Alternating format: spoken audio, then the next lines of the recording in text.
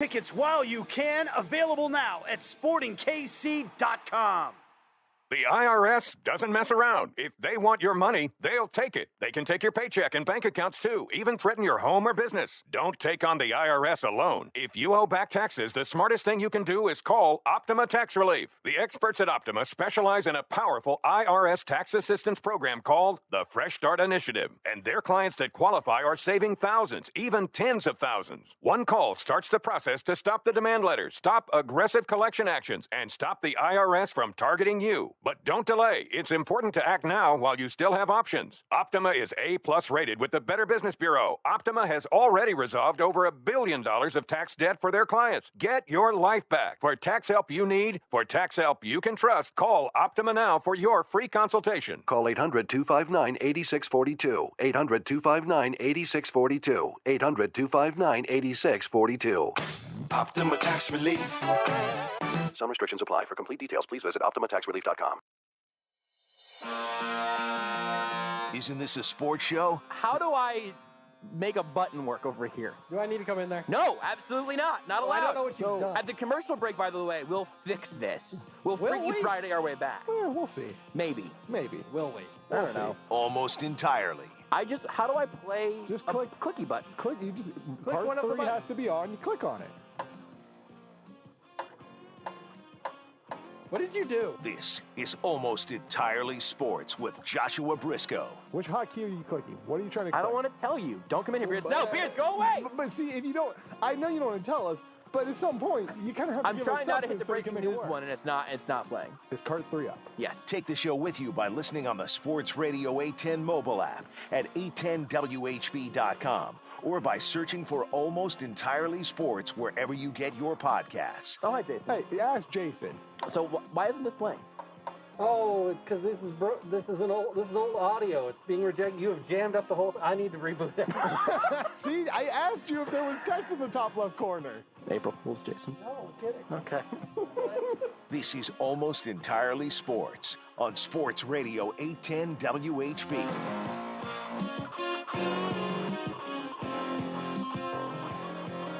Mercifully, we're all back in the chairs that we should be in, and we're all here for 4 hours of AES this evening. We're with you till 10 o'clock tonight, and we'll talk about just a whole bunch of stuff leading all the way up to the end of tonight's show. We will talk about all things with Harold Kuntz of Fox4 at 7:30, I think. The NFL draft with Jordan Foote of Arrowhead Report at 8, and little David Lesky to talk about the round ball sport at 9, rain and time and situation permitting. But I'm Josh Brisco. I'm here. Rudy Salazar is here. Beards McFly is on the other side of a couple of panes of glass. And it's got a little toasty in this room whenever we shut all the doors and everything. I'm feeling slightly toasty in here right now. I feel perfect. Yeah, that's how you know it's not good. That's how you know that you've really lost the plot. It's great. Is whenever Rudy is like, yes, this is perfect weather for me, a cold-blooded reptile of some sort. Then it's just perfect. Rudy, how many jackets are you wearing right now? 1. He's and wearing a hoodie underneath it. He's wearing it's a long sleeve t-shirt, Beards. with a hood on it. I mean, I would say that it is a hoodie, but it is not a. It's not like It's what not you a and I are wearing. sweatshirt. It is It's not what we're wearing. It is what I'm wearing. Yeah, it is the same material as a t-shirt, just has a hood. Mine is like a as- dry fit as- hoodie. Yeah, but it is as thin as a t-shirt. It is as thin as Beards' skin, metaphorically speaking. It would be crazy if Rudy had ordered a shirt that was the exact, to the millimeter, same thickness as Beards' actual skin. That would be, I think, unpleasant for a variety of reasons, for a variety of people. Not the least of which would be Rudy, I think. I'm the real victim in that situation. Yeah, no, I mean, that's bad for everybody. I don't know why I took it there. This show's accidentally gotten kind of into that headspace a couple of times the last few shows where we just start, I don't know, making jokes about cannibalism or whatever. Next thing you know, we're talking about hoodies the thickness of human skin. It's weird. I don't like it. Something else I didn't like is where we will start the show today. I've already told you we're going to talk to a bunch of people about a bunch of things. And, of course, let me mention this off the top. If you'd like to interact with the show, watch the show, you can do that on the Sports Radio 810 Facebook, YouTube, and Twitch channels.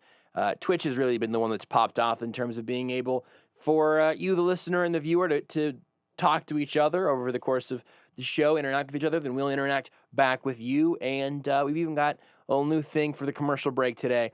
We're not all the way where we want to be, but we're taking little baby steps, trying to get the video feed up and running. So if you want to go at least check it out, at the very least, you can see, the various forms of hoodies that myself, Rudy, and Beards are all wearing. And, if that's not a good enough reason to get you there, I don't know what it's going to take. But the thing from today that I thought was interesting, I want to go back to Tuesday night, our conversation with Seth Kaiser later on, and talk about some Chiefs offseason things. I was already kind of intrigued by the idea of going back and doing a little bit of a, I don't know, it's not really post-free agency. There's still some room and for improvement, and still some guys that have yet to find a team. And it's not quite pre-draft because we're not fully there yet. But it also feels like we're through the first several waves of free agency, and the Chiefs have more or less made their choices to this point. And nothing fully brought some of my more disappointed feelings to the surface than, strangely, Michael Irvin today. I didn't even know. I would have guessed that Michael Irvin had a podcast, probably. But I didn't know that Michael Irvin had a podcast. Now I do, because Juju Smith-Schuster was on it. Now, I'll do a little refresher here at the front end. The Chiefs were apparently in on a handful of receivers. A couple specific names were very publicly known. We got, the offers and everything. We got all the information you could have asked for on the Chiefs' offer to, I think it was Josh Reynolds, right? We got a good amount of information about Juju Smith-Schuster. Then guys like Nate Taylor, I think, specifically mentioned a couple other guys in kind of that, in a similar class, saying the Chiefs were interested. We know, beyond the shadow of a doubt at this point, the Chiefs were really interested in adding a ready-to-play, sort of plug-and-play, legitimate number 2 wide receiver that could be added into this offense. They didn't end up getting one of those guys. Will Demarcus Robinson perform well enough in that spot this year if he has to be there? Maybe. Could McCole Hardman take another step? Sure. As Seth pointed out on Tuesday, we should probably keep in mind almost every, if not literally every, offense in the NFL would trade their weapons for the Chiefs' weapons.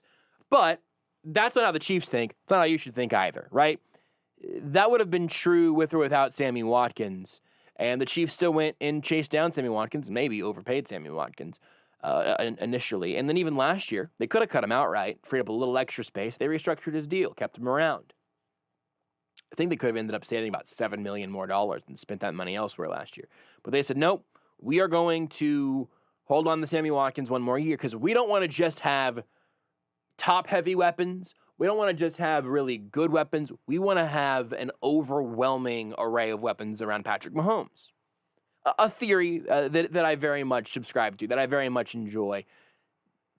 Don't make if Patrick Mahomes can turn DeMarcus Robinson, Byron Pringle, Garrett Dieter into stars, if he can get those guys paid or whatever, then great. But don't force that if you can afford to splurge a little. Well, the Chiefs were in on a bunch of guys this offseason, including Juju Smith-Schuster. It was reported, I believe, from a variety of places, but the tweet that I have up here now is from Taylor Biscotti of NFL Network, and she tweeted, these are the offers, source tells me these are the other offers for Juju Smith-Schuster. He ended up going to the Steelers on an $8 million deal for 1 year. No incentives, just 1 year, $8 million. The Chiefs offered him $8 million with $3 million in incentives. Don't know if those were likely to be earned, not likely to be earned. Those are important distinctions because if they are not likely to be earned, they would end up on next year's cap hit. But we don't know what they were. You can split the difference and say, you know what, I bet he would have made $8.5 million or $9.5 million in that deal and would have missed out on half. That's whatever. Whatever you want to do there is fine. It was $8 million for 1 year plus $3 million in incentives. The Baltimore Ravens offered Juju $9 million with $4 million in incentives. And I listened to a whole bunch of this conversation. I'm only going to bring you one particularly great snippet from Juju Smith-Schuster on the Michael Irvin podcast here in just a second. But he talked a little bit more about his logic, and it was essentially what we thought it was, which is You've got 1 year regardless. Would you rather go somewhere where maybe your ceiling is higher, which it would be in Kansas City, or would you rather stay in a place where you know them and they know you, and you are comfortable? You are, frankly, for Juju Smith-Schuster this year, his 1 year deal, if it was going to be in Kansas City, Baltimore, or Pittsburgh, is essentially going to be a Juju Smith-Schuster free agent showcase. If you've had NFL Network on at any random point over the last couple of months, which we have in the studio here constantly, you'll see free agent showcases. You'll see a battle of the former number 1 overall picks. There was a Kyler Murray, Matt Stafford game from last year that they were re-airing. You got to fill that airtime somehow at the 24-hour sports network, but a sport that's not currently happening. But you'll get the free agent showcases games where guys like Juju Smith-Schuster go off. Well, for Juju, this whole year is a season of that. He's going to hit the market again next year, and the best of Juju Smith-Schuster could get paid. Like the best form of him and his best stat line is legitimate number 1 wide receiver stuff. Now he hasn't been that really these last couple of years. 2 years ago was because he was catching passes from Myles Garrett's punching bag and a guy named Duck. And last year his role in the offense changed a little bit. But this year, for whatever reason, and again, I understand it, even though I'm not a huge fan of it. His second year in the league, he had 1,400 yards on 111 receptions. That'll play. He didn't get anywhere. He got close to that these last 2 years combined, just for a little, marker of the difference in his first and second year: 900 yards, 1,400 yards, and his last 2 years, 550, 830. Missed some games both of those years. He also missed some games in his rookie year, but he actually played all 16 in 2020. So for Juju Smith-Schuster, it's all about where can he put out the best numbers, where can he look the best, what spot is he most likely to be able to use for a jumping off point. He explains, 1 more year with Ben, an offense that he knows, receivers coach that he likes, quarterback who likes him. All right, fair enough. But then a little bit later on, in fact, as I was listening to this podcast, I was starting to get confused because they totally left the free agency conversation for 15 minutes of the podcast. And then Michael Irvin asked a question that got an answer from Juju that is going to make at least some of you, I think, pretty sad. Juju, if it wasn't Pittsburgh that you signed back with, just take Pittsburgh off the list right now, who would have been your next choice? Who was the closest to getting Juju Smith-Schuster? The teams on the list? Next choice, yeah. Team on the list. Would have been KC. You'd played in Kansas City. You just couldn't bring yourself to sign with Baltimore. Is that it because of the division rival? Yeah, that too. And just looking at, I'm curious to see how they're going to be this year. Happy Sammy Watkins and how they're going to use him and throwing the ball and stuff like that. Lamar's a heavy run offense. With the backs that he has, and that's just point being facts. His number 1 target was Andrews, is a tight end, and I think it just seeing KC and bro, Andy Reid was just calling me, and then he was sending me Lombardi trophy pictures constantly. So it was and we had a good talk. So it would have been KC after the Steelers. And Coach Reid was sending you Lombardi trophies. Yeah, pictures of the Lombardi. Texting to me while I was trying to make a decision, and I have so much respect for him and his team. So yeah.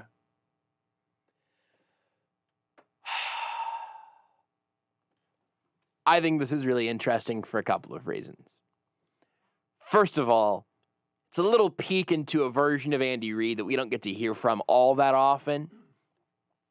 Andy Reid, just straight up recruiter. Andy Reid with a sense of humor trying to get a player to his offense. Said, hey Juju, man, they're trying to make a decision. But here's a picture of the Lombardi Trophy. Just, I don't know if you want one of these or whatever, but, like, I got one. We're going to win more here. Just if that's something that, like, you would be interested in. All right, never mind. Here's a picture from another angle. Look at this. Have you ever seen everything in the back of a Lombardi Trophy before? I have. Could look at it every day. Could see on my desk. Whenever Andy Reid FaceTimes him, he's just got the Lombardi Trophy sitting behind him, no matter wherever he is. Yes. He's actually got Mike Kafka at all times can get to Andy Reid and just hold the Lombardi Trophy behind him, but Kafka's like sitting down underneath, like holding the trophy up. It's like clearly moving. It's absolutely not stationary, but he's just holding it up behind Andy Reid at all times whenever he's on a FaceTime call with Juju. I think we were like another day of free agency away from Andy Reid doing a TikTok to try to get Juju Smith-Schuster to Kansas City. It didn't work. We got to question Andy Reid's commitment to the Chiefs. If he went into the offseason without at least 5 TikTok videos in his drafts, ready to go, got to question the commitment, right? Got to lay out, Andy Reid. You gotta pull the trigger. You gotta you gotta learn the Corvette dance, Andy. Mm-hmm. Andy Reid's got to be able to Corvette. You got the Corvette TikTok. You got the behind the scenes of the Corvette TikTok. You got the bloopers of the Corvette TikTok. You got to have all the Corvette TikToks. We've seen Andy Reid dab before. That's on the internet. Is after some win he goes, because I think it's a GIF somewhere, or it's like somebody. I think there's somebody on Twitter that I see pretty frequently, or something has it as like their avatar. I can't remember exactly where I see it frequently, but I do see it frequently because it's incredible. Because it's just Andy Reid kind of dabbing. Like it's not a full. I was gonna say a good dab, and the question could be asked: does that exist? Yeah, and I don't know. Good dab. I'm not sure. I mean, here's the thing: if there is such a thing as a good dab, it's Andy Reid dabbing. It's not a technically it's about sound. As good as it gets. It's not a technically sound I don't dab. think the dab though is about the technical aspect. I don't think a good dab is necessarily technically sound. I think a good dab, you just know when you see it. It's got passion. It's got feel. It makes you feel something.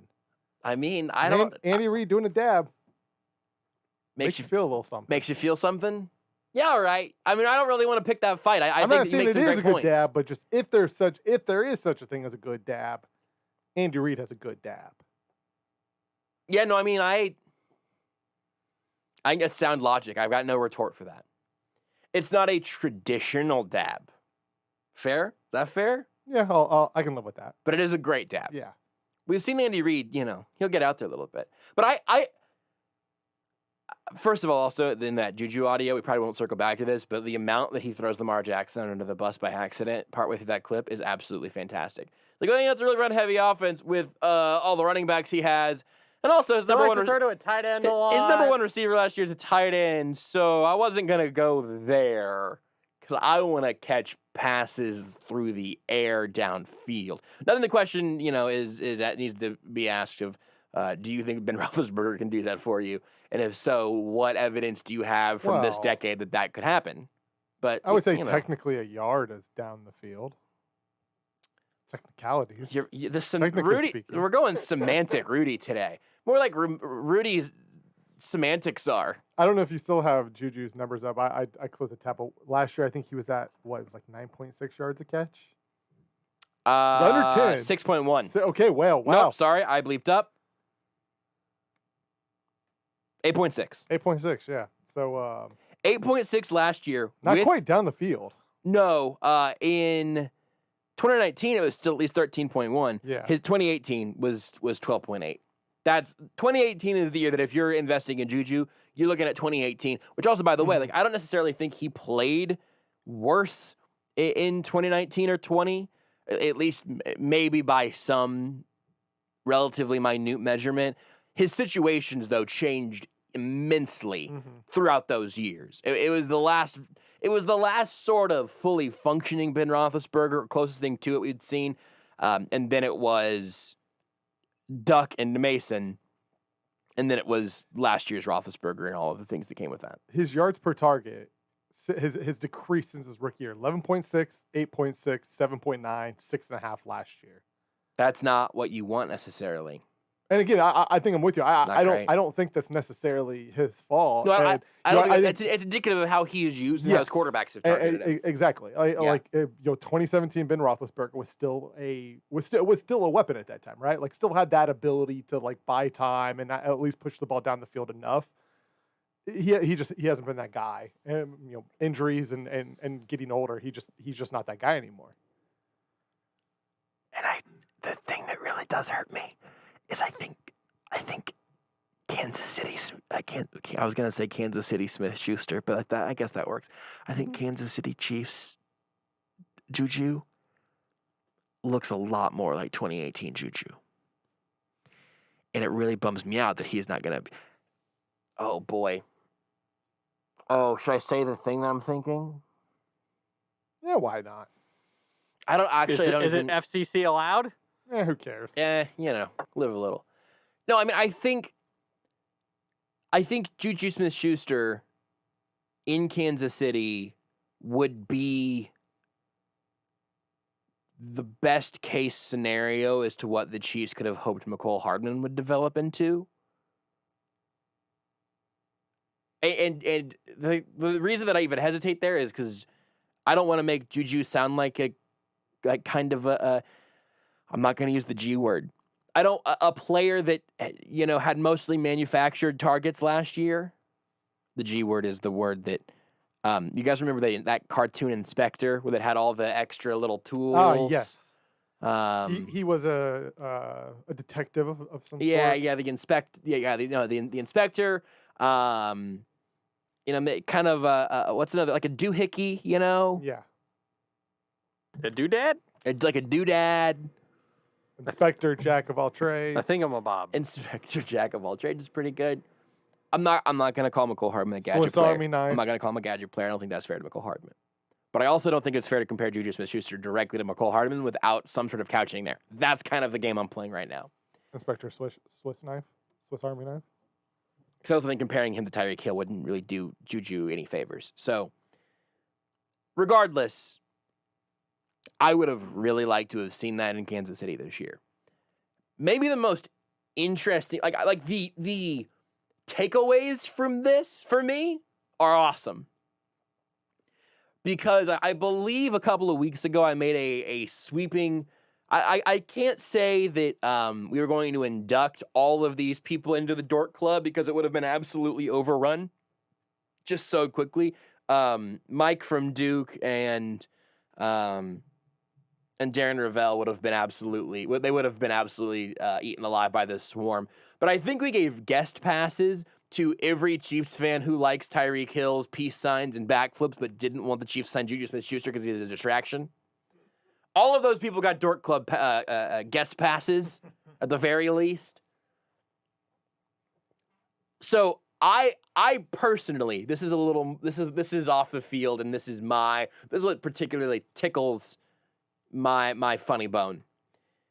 It is hilarious to me that there were a contingent of people that thought Juju Smith-Schuster was going to show up in Kansas City and endanger the sanctity of the Chiefs locker room, and that he was a cancer.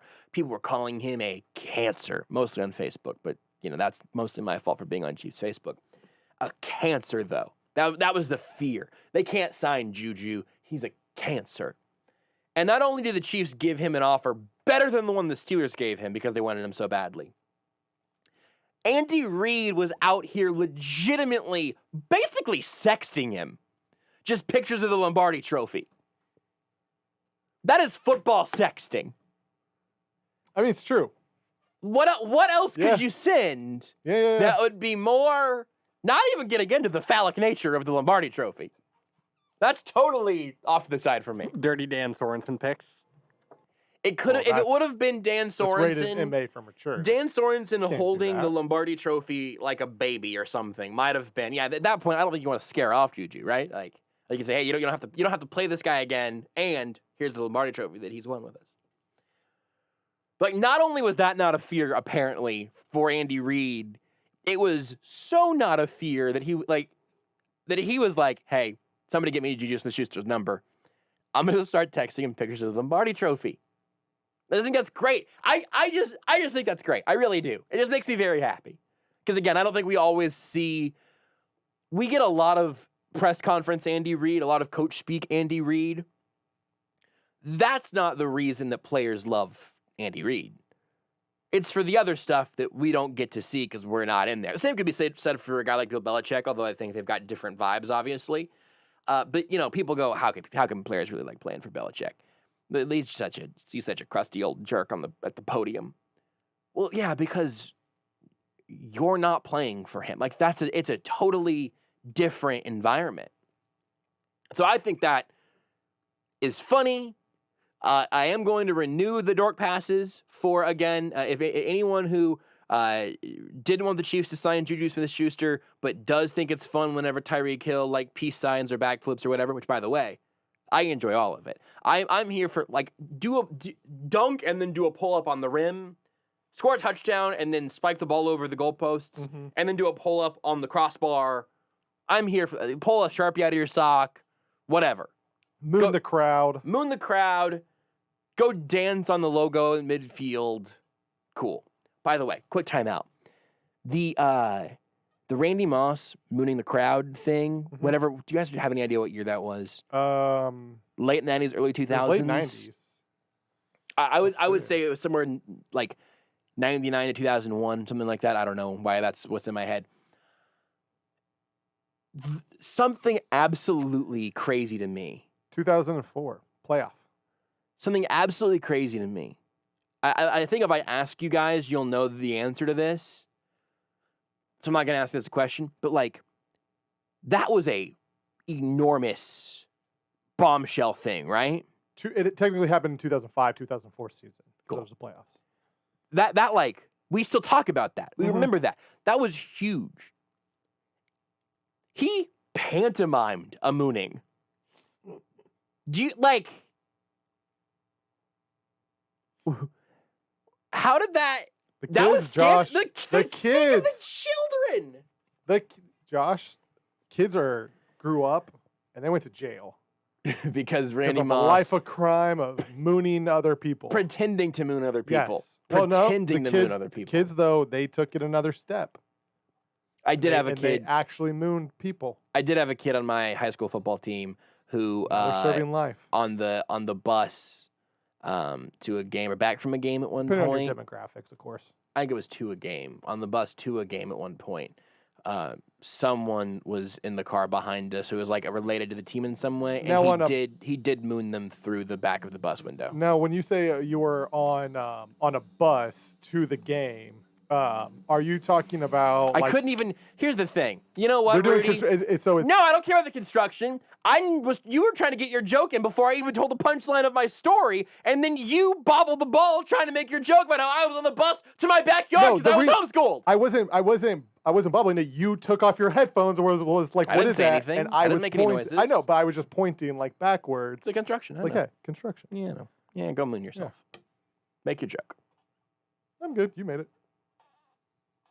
Beards is telling us to break. We've been doing the show for like 3 minutes. Somebody's cutting marble in the background. I can't get my story out. I won't let Rudy get the punchline out. It's a little hot in here. Rudy thinks it's perfect because it's a little hot. Rudy thinks it's a little toasty. It's a little toasty. Like if I was in my room, I would have a heater on. Once it gets to this point, I'm turning it off to cool down. Beards, why don't you crank your mic real quick? Or just turn it up. Oh, that's the fan. Not this time. Fan's actually much louder. That is a beautiful, beautiful noise. There's a second takeaway from the Juju clip that I think is worth spending some time on, but because I don't want Beards to go get that bandsaw and then come in here after me with it, we'll take a break. Whenever we come back, I'll tell you the other thing that I think is really interesting and really worth talking about, worth noting with the Chiefs' near miss on Juju Smith-Schuster. Assuming that there's no acts of violence in the studio between now and then, we'll talk about it whenever we come back. Want more Almost Entirely Sports? Watch the show live on the Sports Radio 810 Facebook page.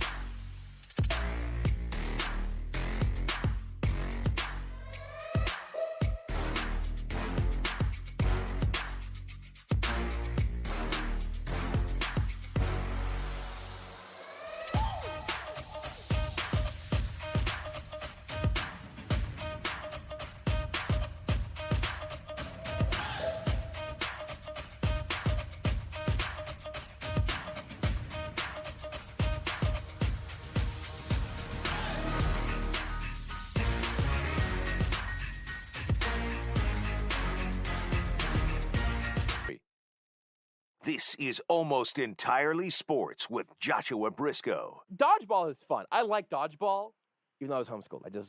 I would just get a basketball and then I would just throw it at my little brother. Just like I was going to say you versus your dad. just walking around. At the age of 8. Right. How'd that have gone? Right. Boom! My dad just winds up with this soccer ball. Yes. All right, you got to go to the nurse. You walk into your mom's room. Mom, my eye fell out. Dad hit me in the back of the head with a soccer ball at 80 miles an hour. That's Professor Brisco to you. On Sports Radio 810 WHB.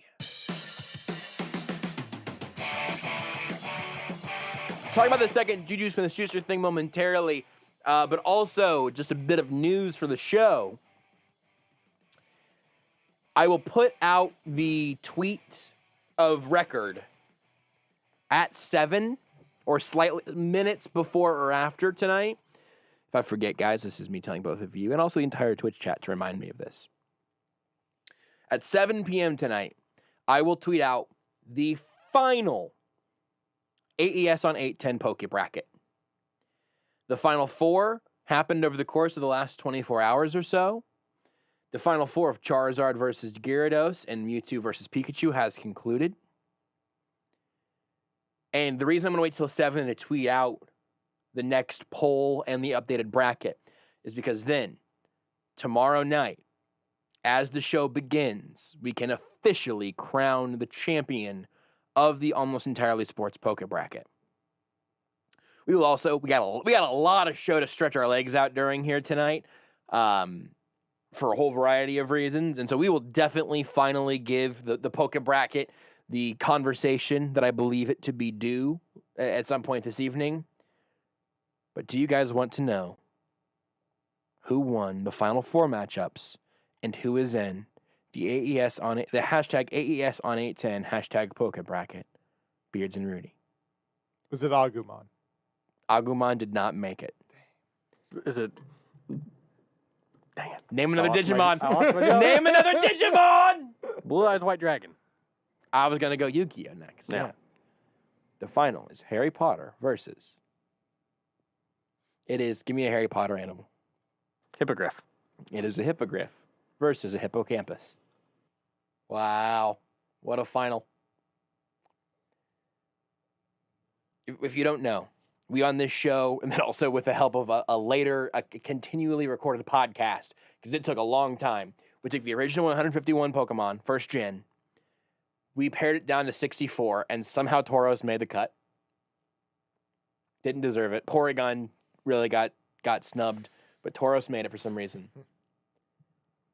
We seeded all 64. Me, Beards, and Rudy were the seeding committee. And we've been tweeting out the polls over the course of the last couple of weeks. I did forget about it for a couple of days in there, which is why we're ending after the college basketball championship game. You know, it's fine. It happens. The championship game is Charizard versus Pikachu. Never heard of him. I think if you would have made me pick what the championship game would be at the beginning, I think that's what I would have guessed. Yeah. But they're both 1 seeds. I will say this, as a seeding committee, by the way, I don't know if we did a good job, but the voters typically agreed with us. There were no huge upsets and very few even more minor upsets. I think 3 of the 3 seeds made it to the Elite 8, and then a 2 seed did, but like all the 1 seeds made it. 3 of the 1 seeds made the Final Four. I think we did a pretty all right job here, gang. We can dig back and do it more later, and I will officially tweet out the championship game poll question, or the championship. Yeah, I mean it's a poll question. You can vote on Twitter at JB Brisco. I'll tweet out that hour, or tweet it out at the top of the next hour. So we will have the final winner at the beginning of tomorrow night's show at 7 p.m. So at 7, everybody in Twitch, just comment away. Yeah, no, please do. Go crazy. Please remind me. Because I'm gonna forget. I'm just saying it now. I will forget. They've already reminded you, by the way. There's been a couple people. I do need that. I'm gonna need that reminder, Twitch chat. I'm gonna need that reminder at like 7:01. Because also Beards might hit Sports Center, so we probably don't want it to really go final till like 7:02. You're asking a lot. I'm hopeful. Eternal optimist. This is also putting a pin in it for later. At some point we ought to just do really like a show therapy session where we all figure out the jokes that we make about each other that the other people really don't actually enjoy. Because I think we found Beards's, and I know Rudy's. 2 of Beards's by far. Easy. There's easy 2. Doesn't hit Sports Center. Plays games on baby mode. No, that because I don't think that one's made enough, and it's. I think he even it's kind of funny.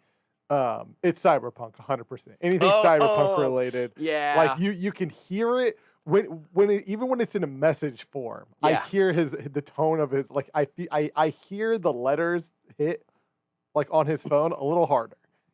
Even though we're not together, I hear You him. can feel that he typed that harder. When the message is sent, there's like a little bit of force. You feel it. That's really good. Beards is also taking a long drink of water from his comically large water That's what I bottle. mean. That's one of his tells. That's what I mean. It's one of your tells, Yes. Beards. You hide. Jeez, sit that down again. Well, they're doing construction back there. I told you. It sounds like Beards is doing construction, setting his water bottle down. That's incredible.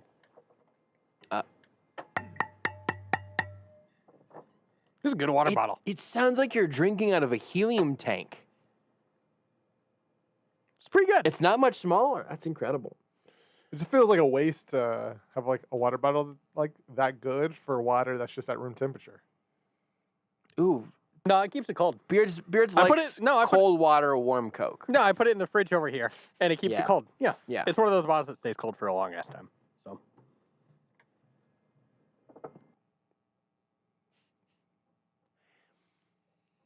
I don't like the phrase "long ass" anything. That just sort of hit me. I don't care for that phrase. Human Torch on Twitch says Beards hitting Sports Center made me LOL. I didn't make the joke, Beards. That was Twitch. Just saying. The other thing from Juju, the Juju Smith-Schuster audio that we played an hour ago. Well, I played earlier in this segment. Yeah. That I think is that's what I meant. What did I say? This segment. Well, this hour. I was wrong. Earlier this hour. Sometime today. I think it simply reinforces something that I believed to be true already. And I'm not sure this really even adds that much, but it brought it back to the front of my mind. They really wanted Juju Smith-Schuster. I don't know if $12 million would have gotten it done. By the way, they've got like 13 right now in cap space that is not getting spent anywhere. And I don't love that. But this was a legitimate pursuit. It wasn't, and look, I think once money is on the table, it's legitimate. But the combination of they were really out there in the bidding war. They outbid the team that he ended up going to. I don't know what it would have been that would have got him back to Kansas City. Because frankly, if you think, hey, I'm going to make an extra $10 million on my next deal if I stay in Pittsburgh, even though I think it's flawed logic. But if that is your logic, well, the Chiefs weren't going to give him 18 to be here this year. I understand that. So I don't know what the math of there would have been. But the numbers and Andy Reid being on the forefront of trying to get him to Kansas City and also calling him and selling him on, hey, man, you come here and we're going to get you your catches and you're going to look damn good doing it, catching passes from Patrick Mahomes. And we're going to try to get you a ring that you can take with you to your next destination, or we're going to get this thing done again next year. And frankly, I think Rudy mentioned this earlier, there's a decent chance that this is a connection that is not doomed to only be a one-year deal. I wonder if the Chiefs will be in on those sweepstakes next year. It might depend on it does depend on who they draft and everything. For sure. And McColl's development, if all of a sudden McColl Hardman looks like what they thought, then it's like, okay, hey, we don't have to go spend money on a receiver. Yeah. Unless Juju has a really bad year and they can get him for like $3 million. Then it's just like, hey, why not? But absolutely. But it depends on what happens. But I think there's if everything is the same next offseason as far as the receiving core goes as it is now, I would imagine that there's interest in Juju. I'd be surprised if there wasn't. Now again, the level will depend on a variety of things. The only nit I would pick with that, because I agree with you. I wonder this either way. I wonder if they ever wanted to seriously entertain a multi-year deal. Because I wonder if Juju would have taken 3 for $30 even. Maybe it's a 4-year deal, but only 3 years of it is real money, and that last year is still, you could get out of it if you wanted to. I don't know what the math would have been. It may have been too rich for the Chiefs' blood, and Juju may have been determined to hit the market in a better year anyway. Yeah. That's all up there. The thing, though, that I do think at this point is pretty obvious. We mostly knew this already, but the Chiefs were really in on Juju. Yep. And they were really in on a handful of other guys. They let Sammy Watkins walk. That was a part of the plan. And then they brought back DeMarcus Robinson at a vet minimum. And that's fine. But I think it's pretty clear that there are really only 2 readings of the DeMarcus Robinson signing. It's just loud. One reading is that it's just the Chiefs having DeMarcus Robinson back, adding another little piece of depth, and a dude who could be your number 3 receiver, maybe could be a number 2 in a pinch, could be your number 2 receiver with Travis Kelce being your real number 2. You know, that's all fine. The other reading of it could be the Chiefs going, all right, well, we took a few hacks out here. We whiffed on most of them. And we got to take the next best option available.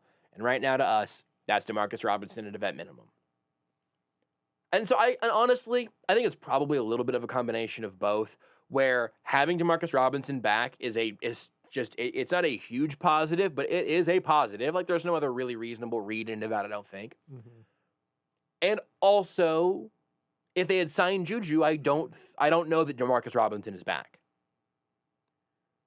Now, what I don't think it precludes them from doing, and I'm like 65% sure I used the word precludes correctly.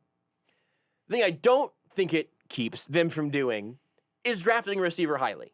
In fact, it might make it even more sort of telegraphed at this point that I don't know if it's at 31, if it's at 60, whatever, 62, 63. I think they're picking 63. If it's at either of those 2 spots, and they say, hey, we can get away with Hill and Kelce and Robinson and Hardman and Pringle as we bring this dude along, and then halfway through the season, we hope that our first or second round rookie is getting legitimate snaps, and then in 2022, we hope he is our obvious number 2 receiver. It still means playing with a receiving core that looks a whole lot more like the group did with Sammy Watkins being injured than with Sammy Watkins being healthy. But it also is, a reasonable way of sort of reinvesting in that position and making all the math work. I just think it's still tremendously interesting that they were very much trying to, once again, blow up the best part of their offense. I mean, like inflate further, not explode, but inflate it even more and double down on the strength and double down on giving Patrick Mahomes all these weapons. Also, we're here on April 8th.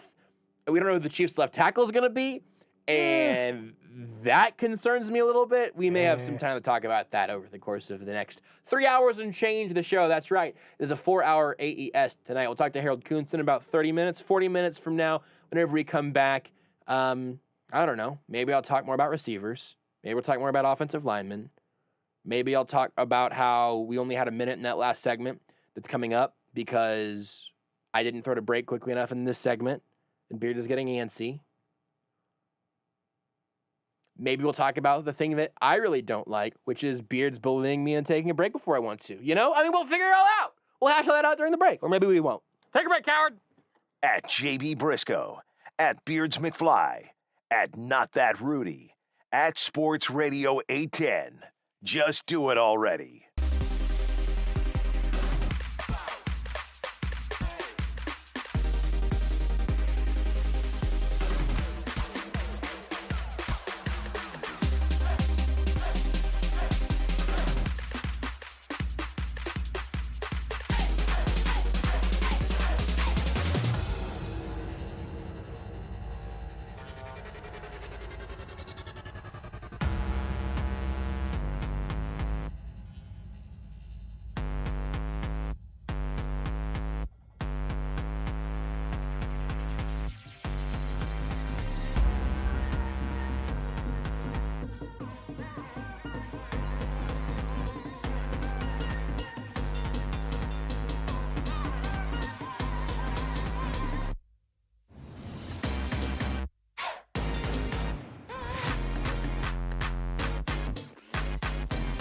Pass the mic, though. Pass the mic.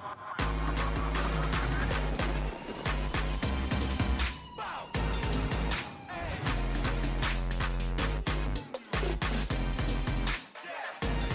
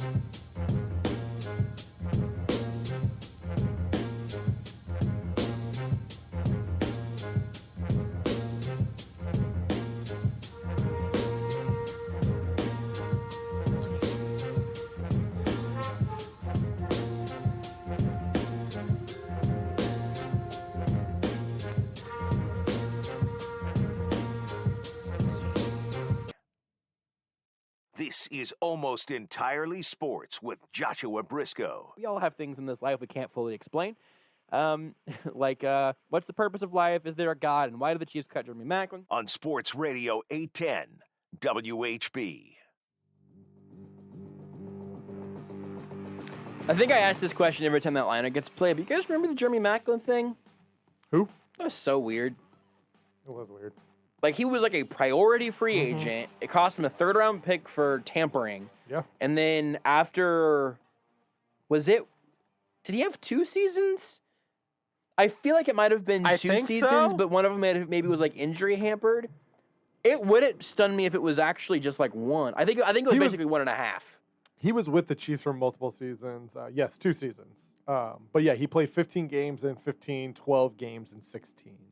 He went from 87 catches, 1,088 yards to 44 catches, 536 yards.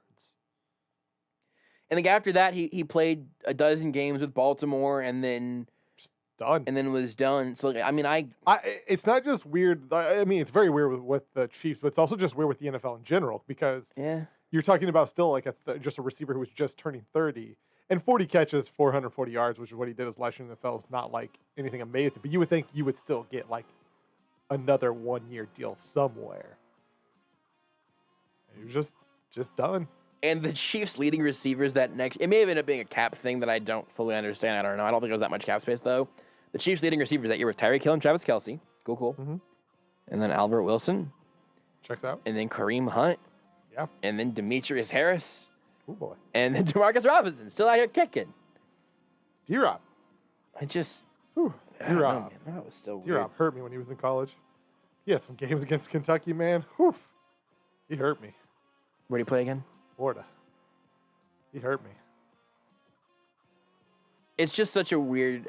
Every Kentucky football connection with Rudy is weird. And the fact that he knows caught a touchdown as time expires to beat Kentucky. It hurt. Where'd Travis Kelce play in college? Cincinnati. He knows. You are listening to Almost Entirely Sports with Joshua Brisco on Sports Radio 810 WHB.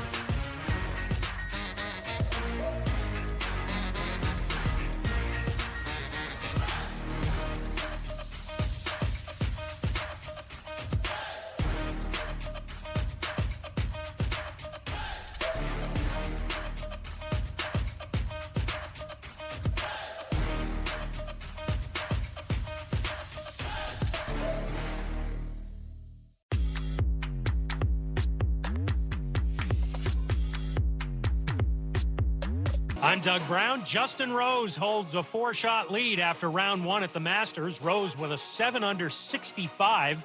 Brian Harmon and Hideki Matsuyama both at 3-under. Only 12 players broke par today. Tommy Fleetwood shot a 2 over 74, but had a hole-in-one at 16, the 32nd ace in Masters history. Baseball today, Cubs and Pirates tied at 2 in the 6th. Anderson's 0-1. A swinging a fly ball toward left, down the line, deep in the corner. That ball's got a chance. Gone. 2-run homer, Javier Baez. He hit a breaking ball. It might have been down and out of the strike zone, and he golfed it right down the line and left. His second of the year. It's a 2-run homer, and the Cubs lead 3-2. Pat Hughes on the Cubs radio network. 4-2 Cubs the final. Craig Kimbrell gets his 350th career save, 12th on the all-time list. Other finals, the Rockies beat the Diamondbacks 7-3. Cardinals beat the Brewers 3-1 in St. Louis. The Mets over the Marlins 3-2. Jeff McNeil with a home run for New York. Red Sox win their 4th in a row, beating the Orioles 7-3. And the Twins just finished off a 10-2 win over the Mariners. Mitch Garver with a 3-run homer. ESPN has learned the NHL is hoping the Vancouver Canucks can get back on the ice by the end of next week. 21 players and 4 coaches have tested positive for COVID-19. The Canucks haven't played since March 24th. Hey, it's Greeny, and Friday we're talking to Florida coach Dan Mullen. He may have the best player in the upcoming draft in Kyle Pitts, and he's got others. Don't miss it with me, Greeny, starting 10 a.m. Eastern on ESPN Radio and ESPN+.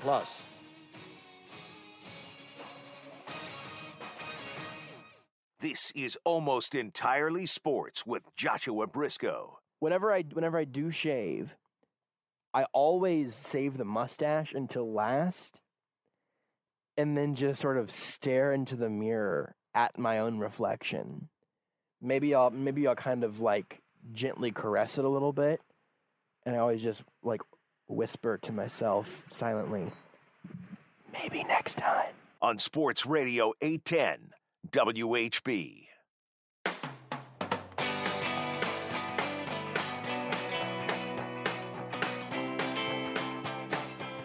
The poker bracket is out. The poll question is below it at JB Brisco. If you want to vote, the poker bracket championship game is here. Charizard, Pikachu, the poll below. Agumon just barely missed it. Dark Magician. Dark Magician not there. Is that a... It's a Yu-Gi-Oh thing? Yeah. It's actually Yu-Gi-Oh's, man. Like, you know, like the Blue Eyes White Dragon is like a icon. Like the Dark Magician is the other one. I love that show growing up. Nerds. It's a great show. I was a big Yu-Gi-Oh fan growing up. Yeah. So I begged we grew up with I don't even remember what our TV like package was initially, but we had no access to like local channels, right? Like 4, 63. We had and it might have been that we had satellite at the time, but it might have. I just don't remember. This was literally 20 years ago. Whatever we had, we didn't have access to local channels, and we switched our satellite package, and our new satellite package had local channels, and I'd like to think it was in part because I just pestered my parents into like, we have to find a way to get local channels because I need to watch Yu-Gi-Oh on Saturday mornings. Yeah. I was so hyped. So hyped. Go on, you guys tell me the name of a Dragon Ball Z character really quick. Which one? Because I can tell you all of them. Just give me one. Goku, Gohan, Krillin. Goku did not make the final championship game of the poker bracket. What about Cell? What about Piccolo? What about Frieza? Trunks was pretty cool. He time traveled.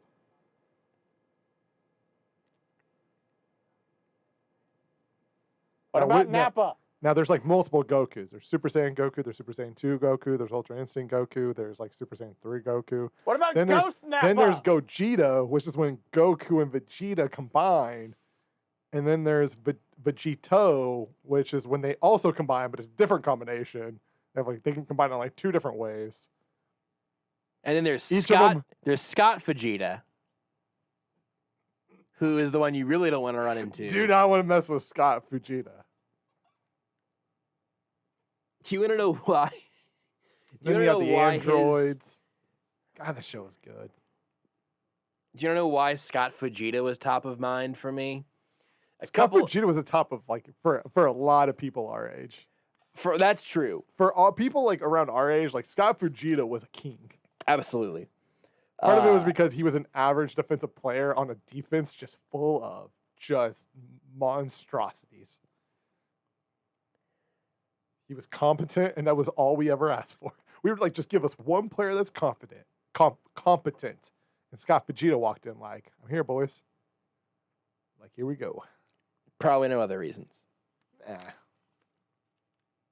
because his name sounded like a Dragon Ball Z character? That's because his name sounded like a delicious plate of Mexican food. Yeah, it is.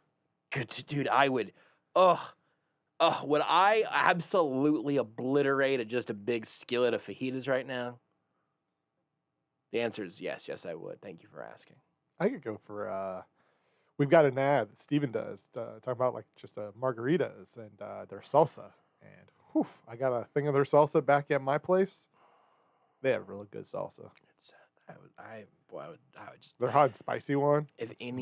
Listen here, if within the sound of my voice right now, are there any big, almost entirely sports fans who also are maybe the owner of a Mexican food restaurant? Literally any of them. Hey, you guys want to know the worst Mexican food I've ever had? Hey, Josh, what's the worst Mexican food you've ever had? I'd have no way of knowing because I've never had terrible Mexican food. I've had incredible Mexican food, and I've had good Mexican food. End of list. Here's I'm making a little bit of assumptions here, but here is the benefit for us, is that whatever they bring, they're going to bring for 3, and we know somebody's not eating it. And so we divvy that up, and now we get more food.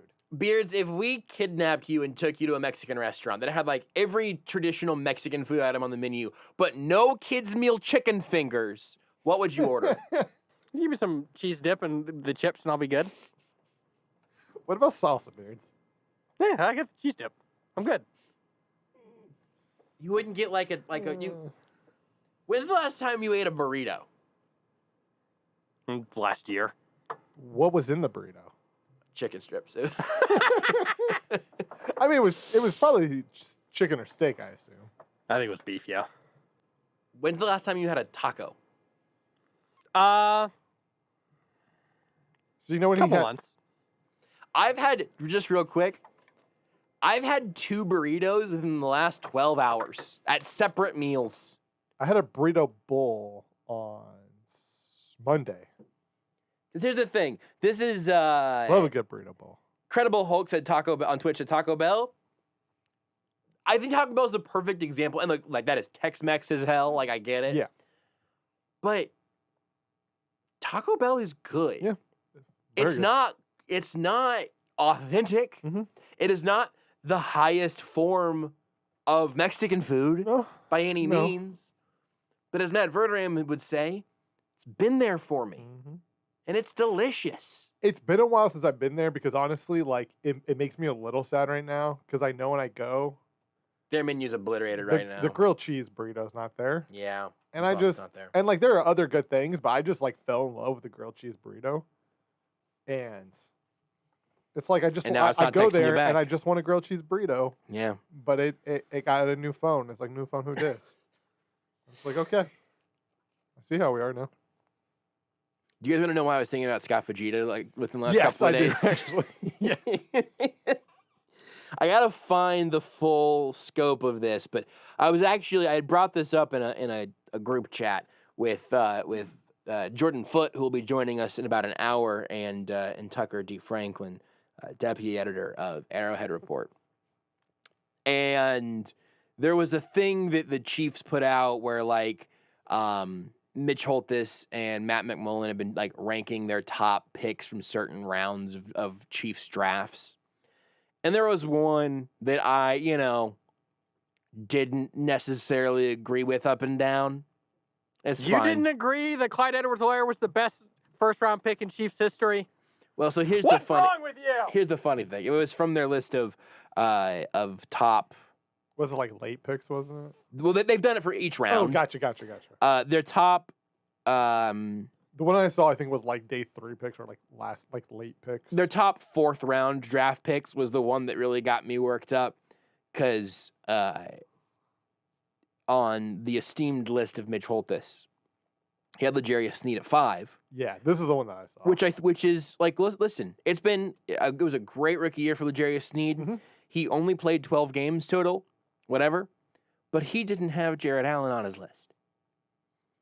Now, Jared Allen had 40-some sacks just with the Chiefs, and on Matt McMullen's list, Jared Allen came in at number 4. I could put him even higher. Whatever, it's fine. Feels low. But I saw that and I was like, I feel like Jared Allen's getting disrespected in this list. Oh, he absolutely getting disrespected. But then somebody else had tweeted in response with L'Jarius Sneed being their number 5. Both lists had Sneed at 5 among 5th-round picks in history.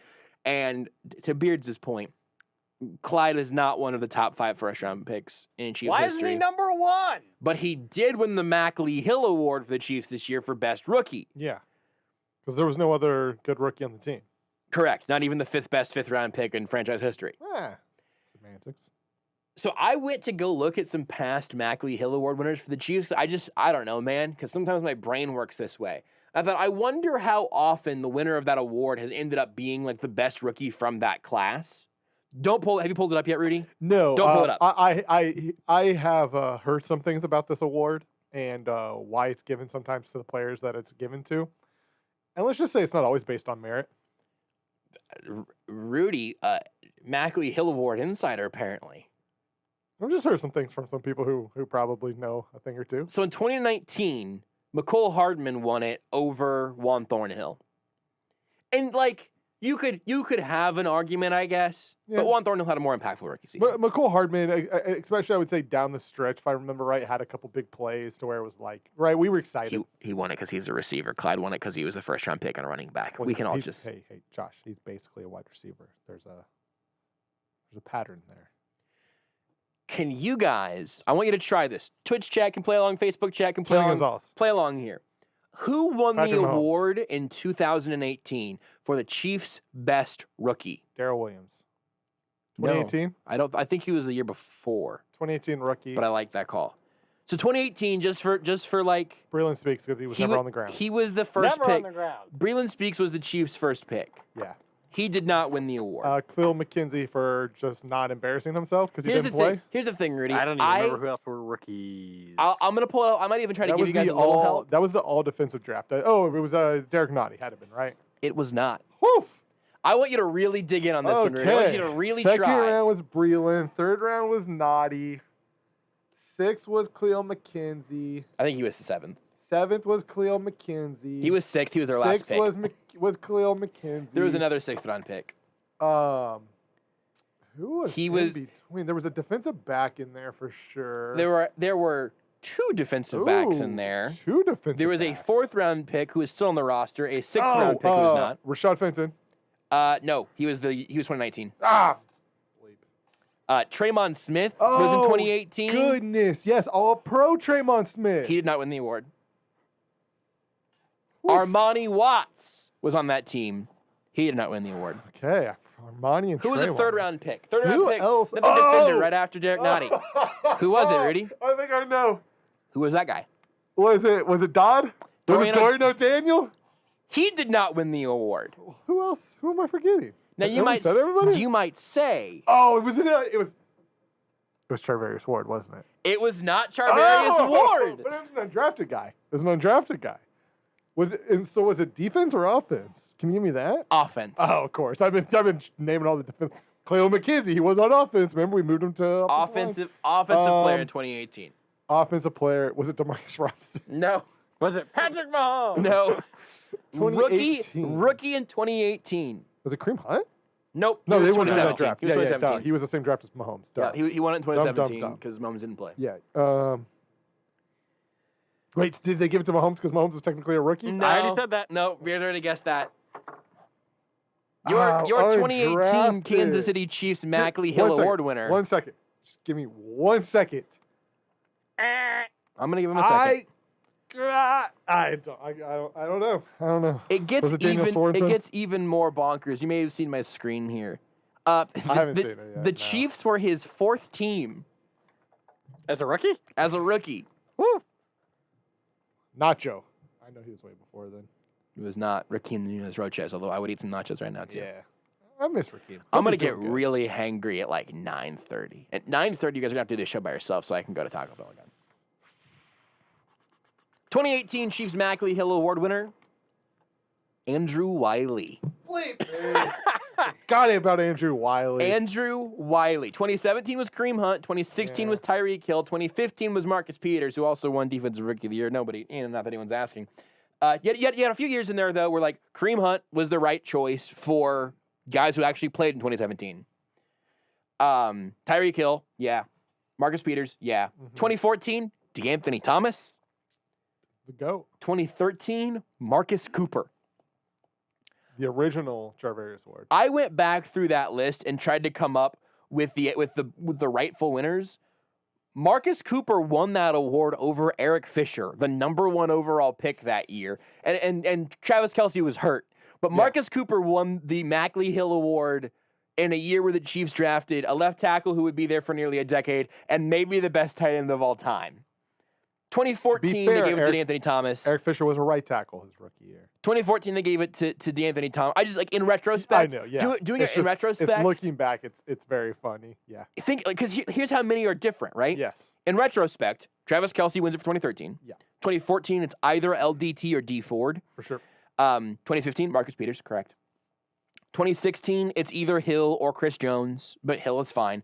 2017, obviously becomes Mahomes. Yep. 2018, Derek Nottie, but still yikes.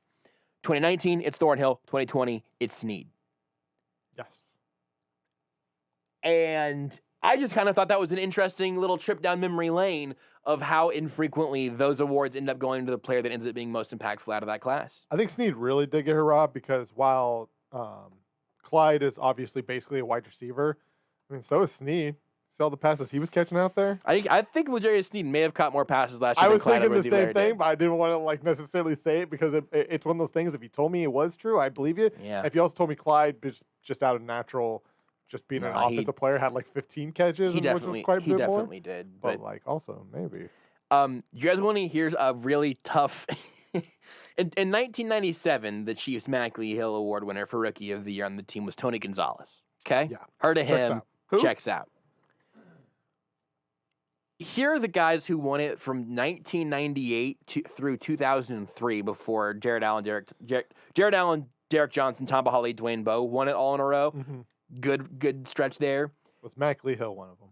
1998 through 2003. I don't know if I want to hear this. These Is names. going to fire off some memories for some people listening Eric right Warfield. now. Is Eric Warfield one of them? He is not. Sammy Parker. Also no. Junior Seave. Seavi and no. Seave.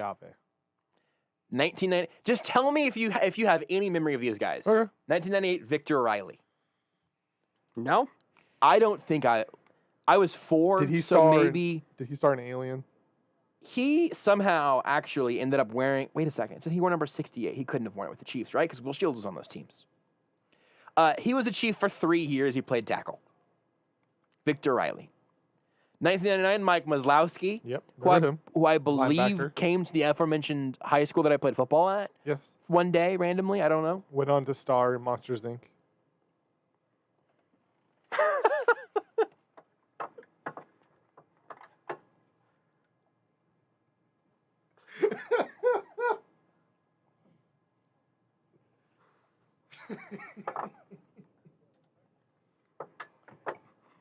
I broke Josh. I can't do this radio show anymore. I simply can't. These are hostile work conditions. I can't be forced to work like this. I can't be forced to work like this. I am just sitting back in my chair staring at the sky hoping that God's hand comes through the ceiling and takes me home. Because Mike Maslowski played for the Chiefs and then went on to star in the film Monsters, Inc., where the green man with one eye's name is Mike Wazowski. He was on an NFL team. Oh my God.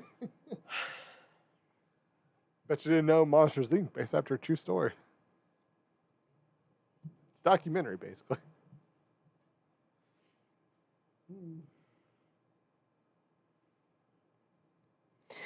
...2000 was Greg Wesley, who had a pretty nice career. It's Yeah, not really fair to group Wesley. him with everybody else. 2001 was Eric Downing, defensive tackle. Vaguely remember the name. Name sounds vaguely familiar. I don't know how long he was in the league or if he ever went on to star in any films by Disney Pixar. I don't believe so. He played for the Chiefs for 2 years, then 1 year with the Chargers, and then he was out of here.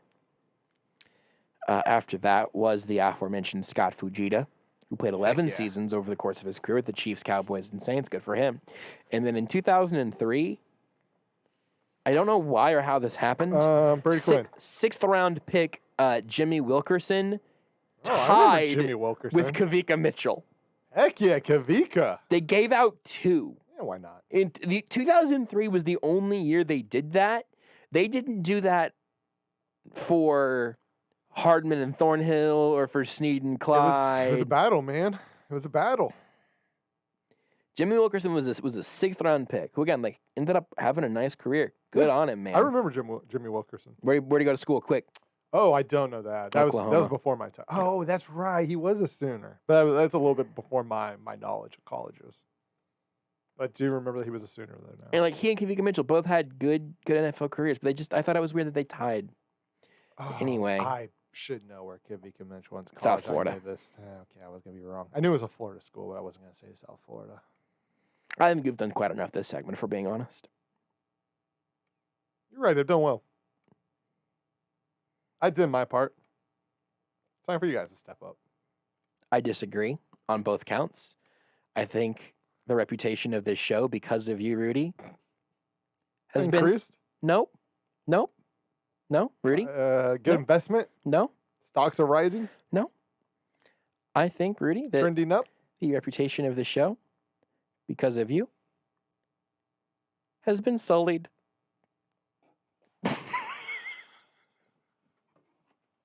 Did you know you can listen to Almost Entirely Sports anywhere, anytime? Well, you can. Just search for Almost Entirely Sports wherever you get your podcast.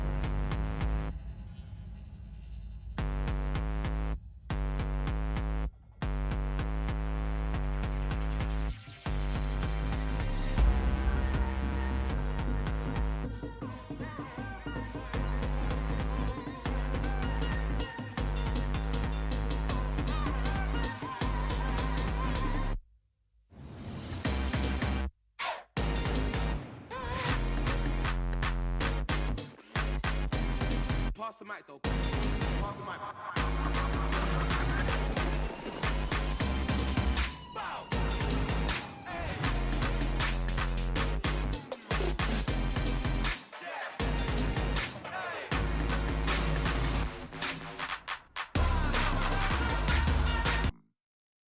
This is Almost Entirely Sports with Joshua Brisco. Beards' silence speaks volumes, which also I would like Rudy to be speaking volumes right now the same way. On Sports Radio 810 WHB.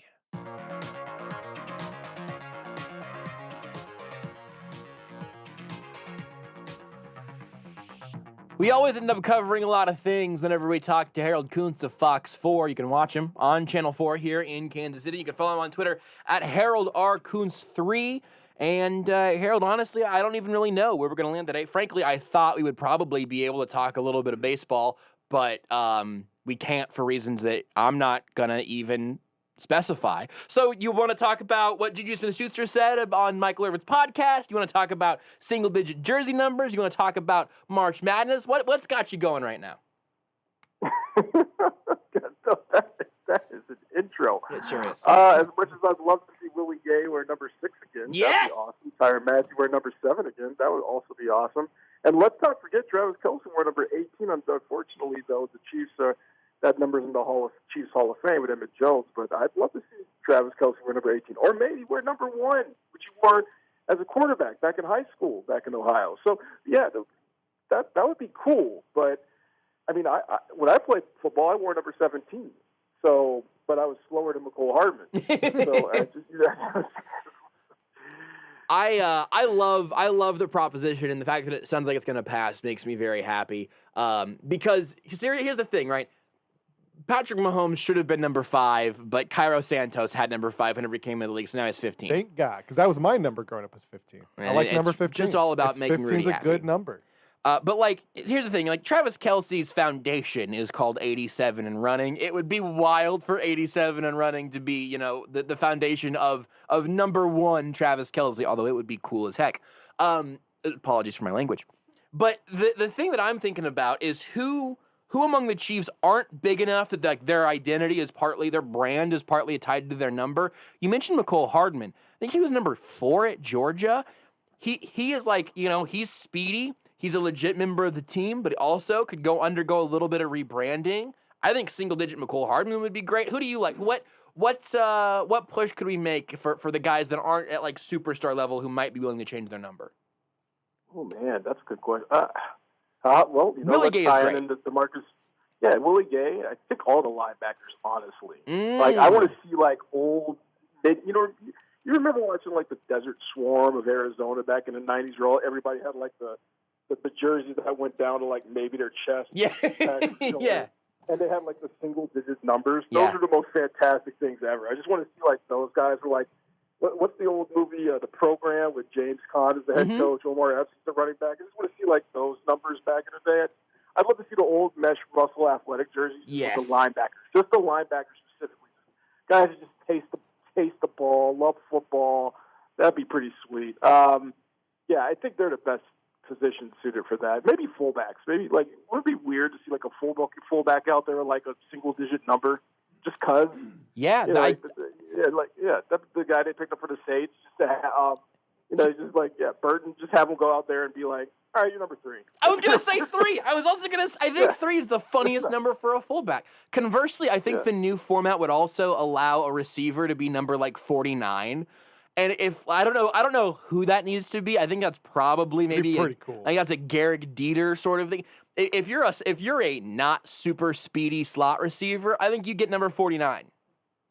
Oh yeah, I mean the best part though is like when you saw the preseason games and you see like the receivers when they ran out of numbers. Yes, you knew those were the guys who weren't making the team. Yes, like now those numbers can be back in. They can be back in. Like they those are numbers that you can look at and you're just like, oh. All right, it's cool to wear number 89 right. or number 2 if you're a receiver. Like I had a good friend of mine that actually played at K-State, Dante Barrett, and when he went to the Broncos, he wore number 2. And I would tell him one day, like, you know, that means you're like maybe making the practice squad at best now. You're wearing like number 2, and I mean, you know, he knows I'm joking around, even though he's trying to make the team. Right. And guys like Chris Harris were like calling him out because they were both from the same area, but at the same time, you just knew, all right, this guy's not making the team. But like, what would happen if like number 2 just runs out there and you're like, oh, number 2 is cool. Like, Yeah. you know, like that'd be awesome. I'd be way more scared to cover number 2 than I would number 17 or number 84. I'm not afraid of number 84 out there. If number 7 comes out, hold on a second. Now I'm nervous. God forbid number 1. Exactly. I don't know. Exactly. I think Tyreek Hill probably has too many jerseys in circulation to change. But like, if the Chiefs end up drafting a receiver at 31 or something.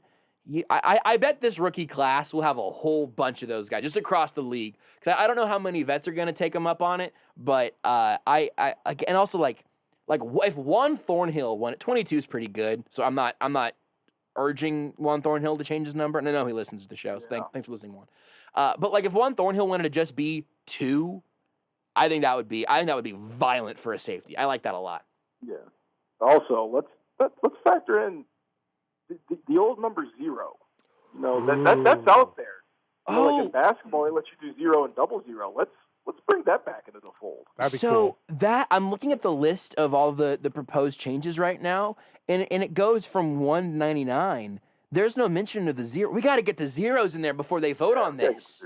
0 would be cool. Call your people. You want 0. Who wears number 0? Specifically or kind of in general?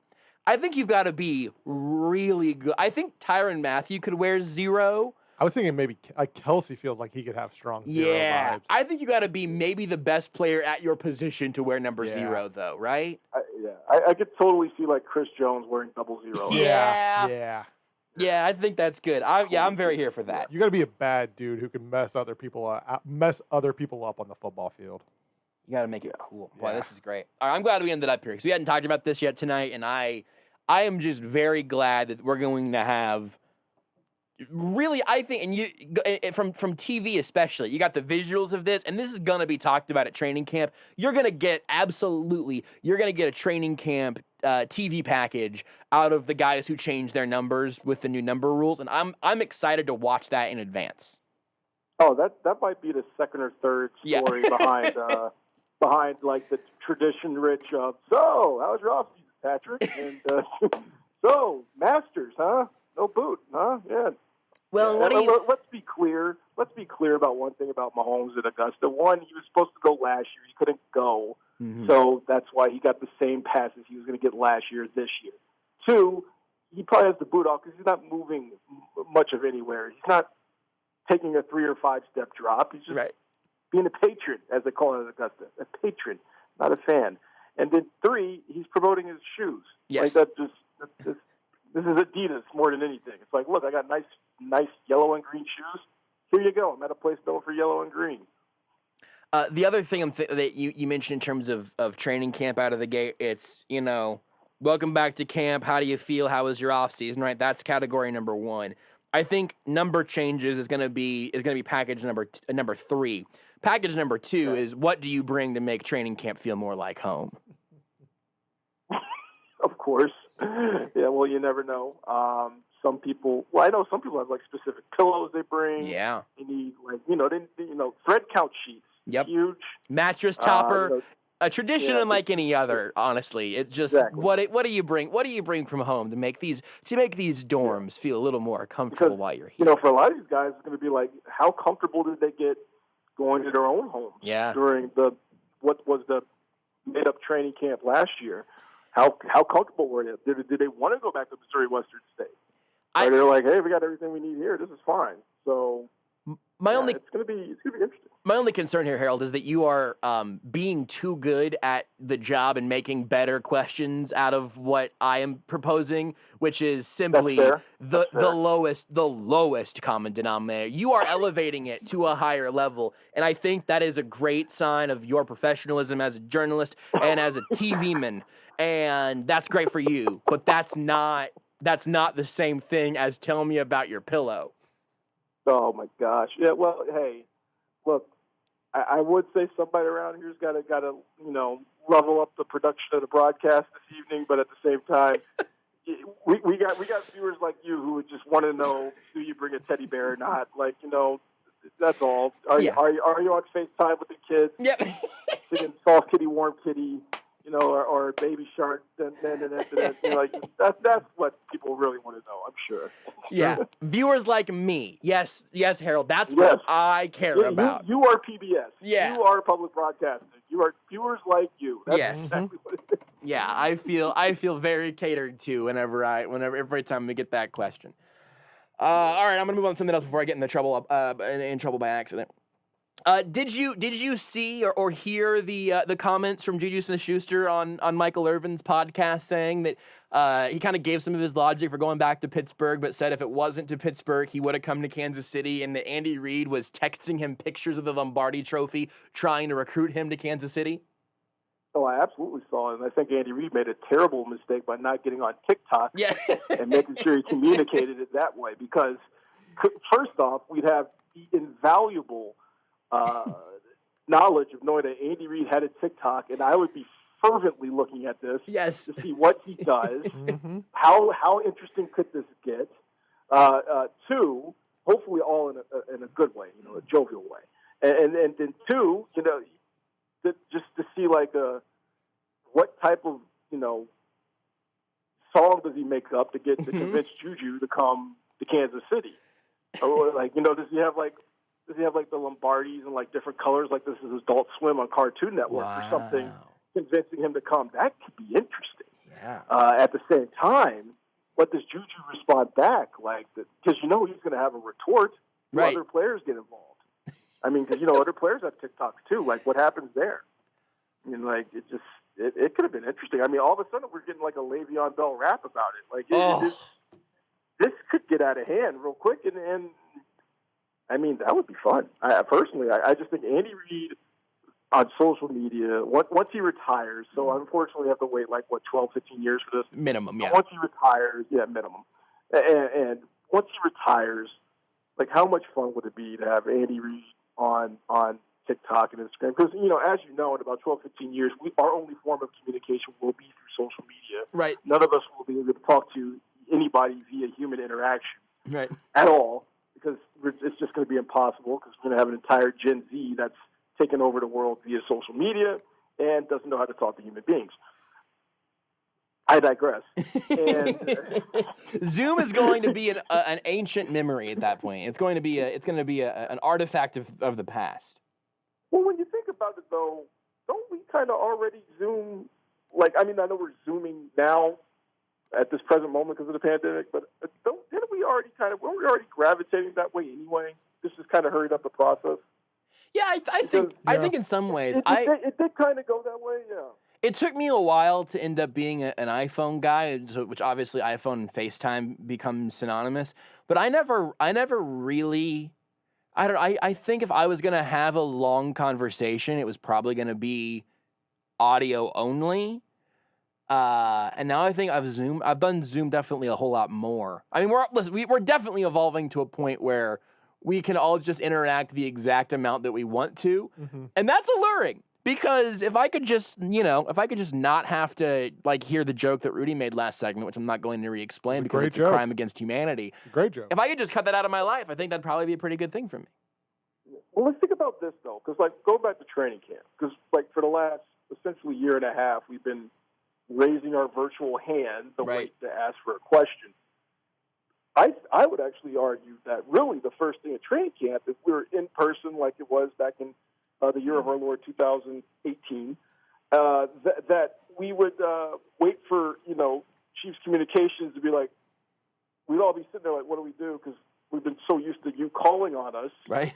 And now it's like, oh, I can just speak freely and fight it out with one of your colleagues or one of my colleagues in television. Be like, all right, who's going to finish their sentence or half sentence?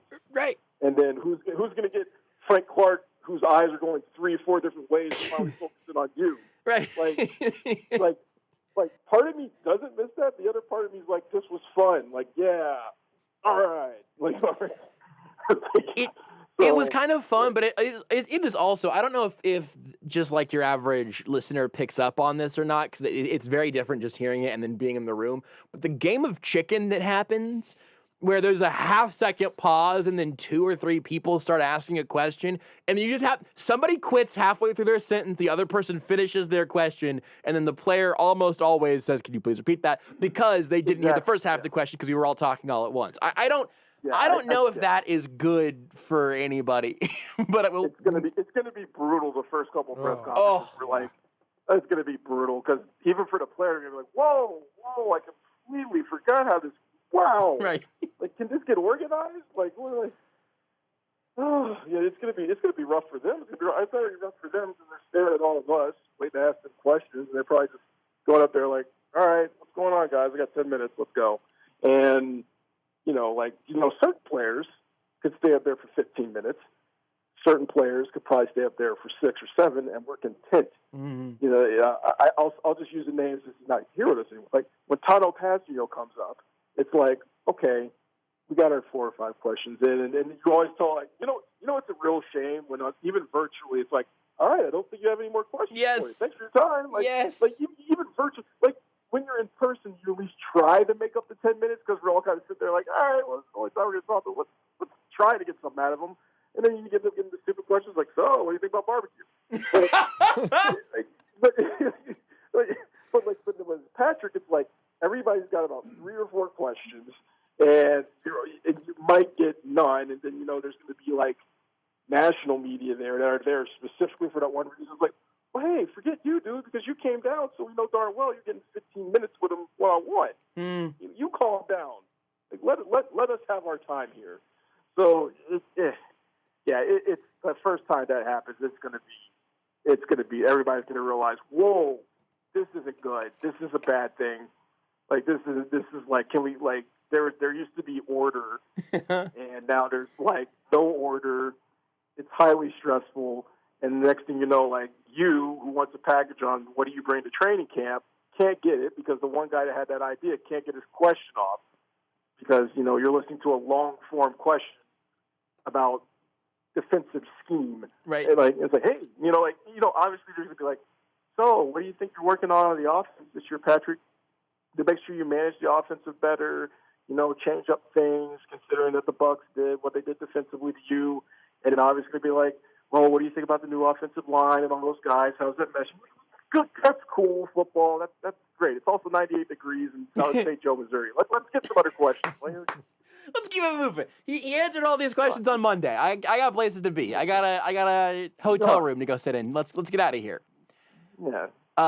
So there was I don't know if I've told this story on the air before, and I'm definitely not going to name any names because I'm not trying to dunk on anybody. But there was a press conference when Patrick Mahomes' kneecap had been dislocated, like the week after, 2 weeks after, or something. Yes. The Denver game, yes. Yeah, and so it wasn't post game, but it was in the Chiefs media room that next week or 2 weeks after, and Matt Moore was talking, and there was a national reporter there who isn't one of the so there are a handful of national people who are around a lot, and it wasn't one of them, and it was not a local person. So again, I feel like this shade is at least vague enough that we're okay.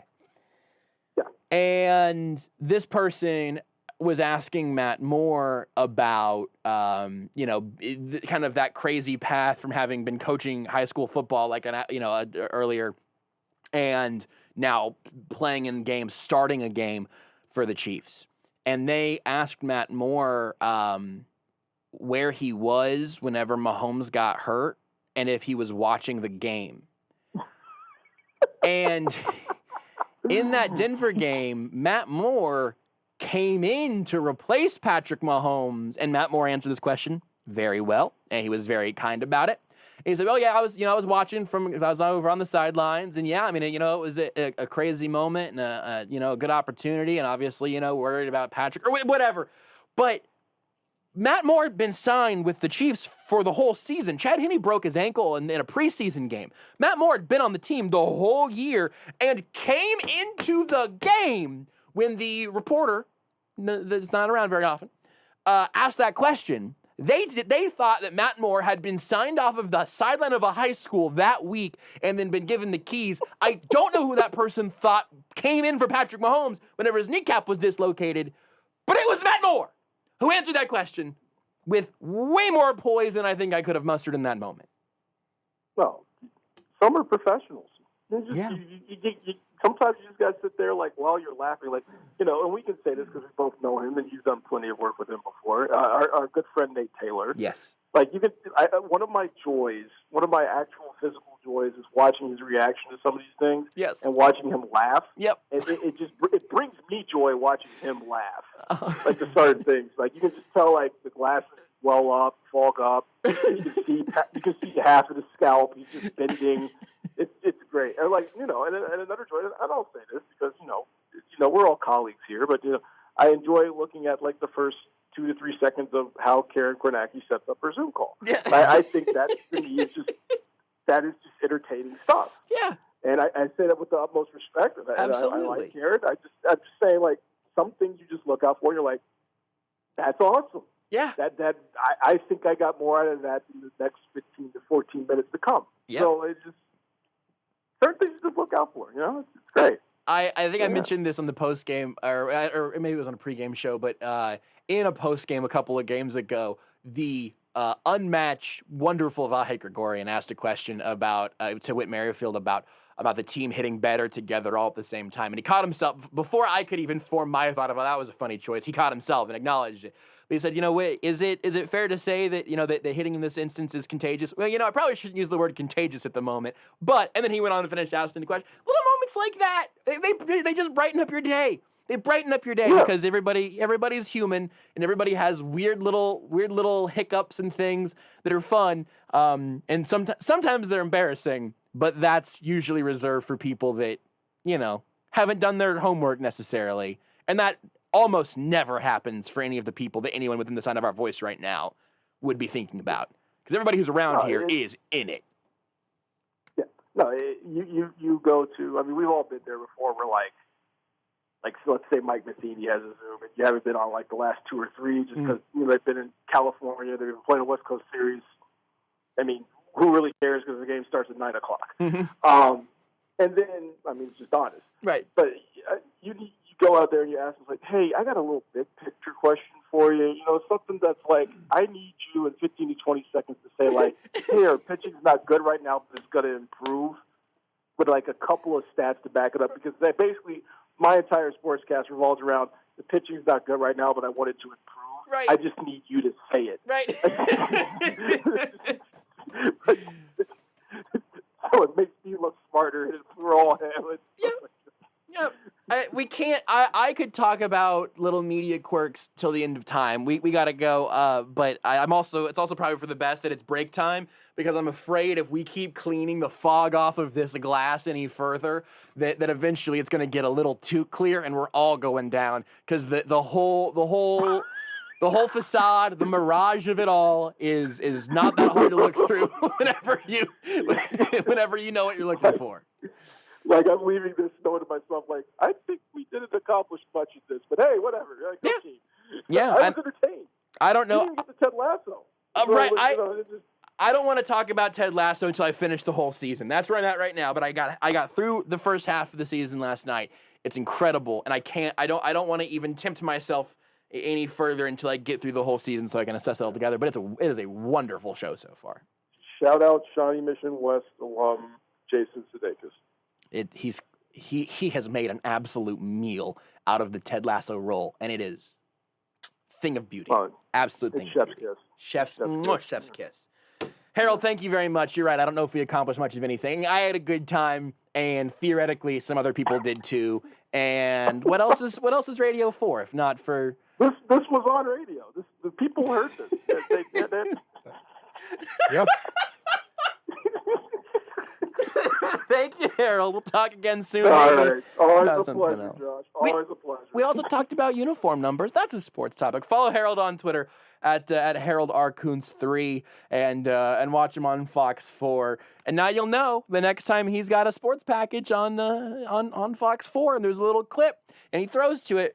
Now you know. You can see through it. We're all just here asking questions to eventually play back the audio, the video, maybe put the clip in a story to make us look smarter. There you go. You have the secret. We're not all very good at it. Some people are good at it. some of us have those questions and make us just sound stupider. Some of us can't help it. Some of us are here in the studio right now talking to you. Not going to name any names. It's me. It's mostly me. We'll take a break. Whenever we come back, we'll talk about something else. Take the show with you wherever you go. Listen live on the Sports Radio 810 mobile app and 810WHB.com.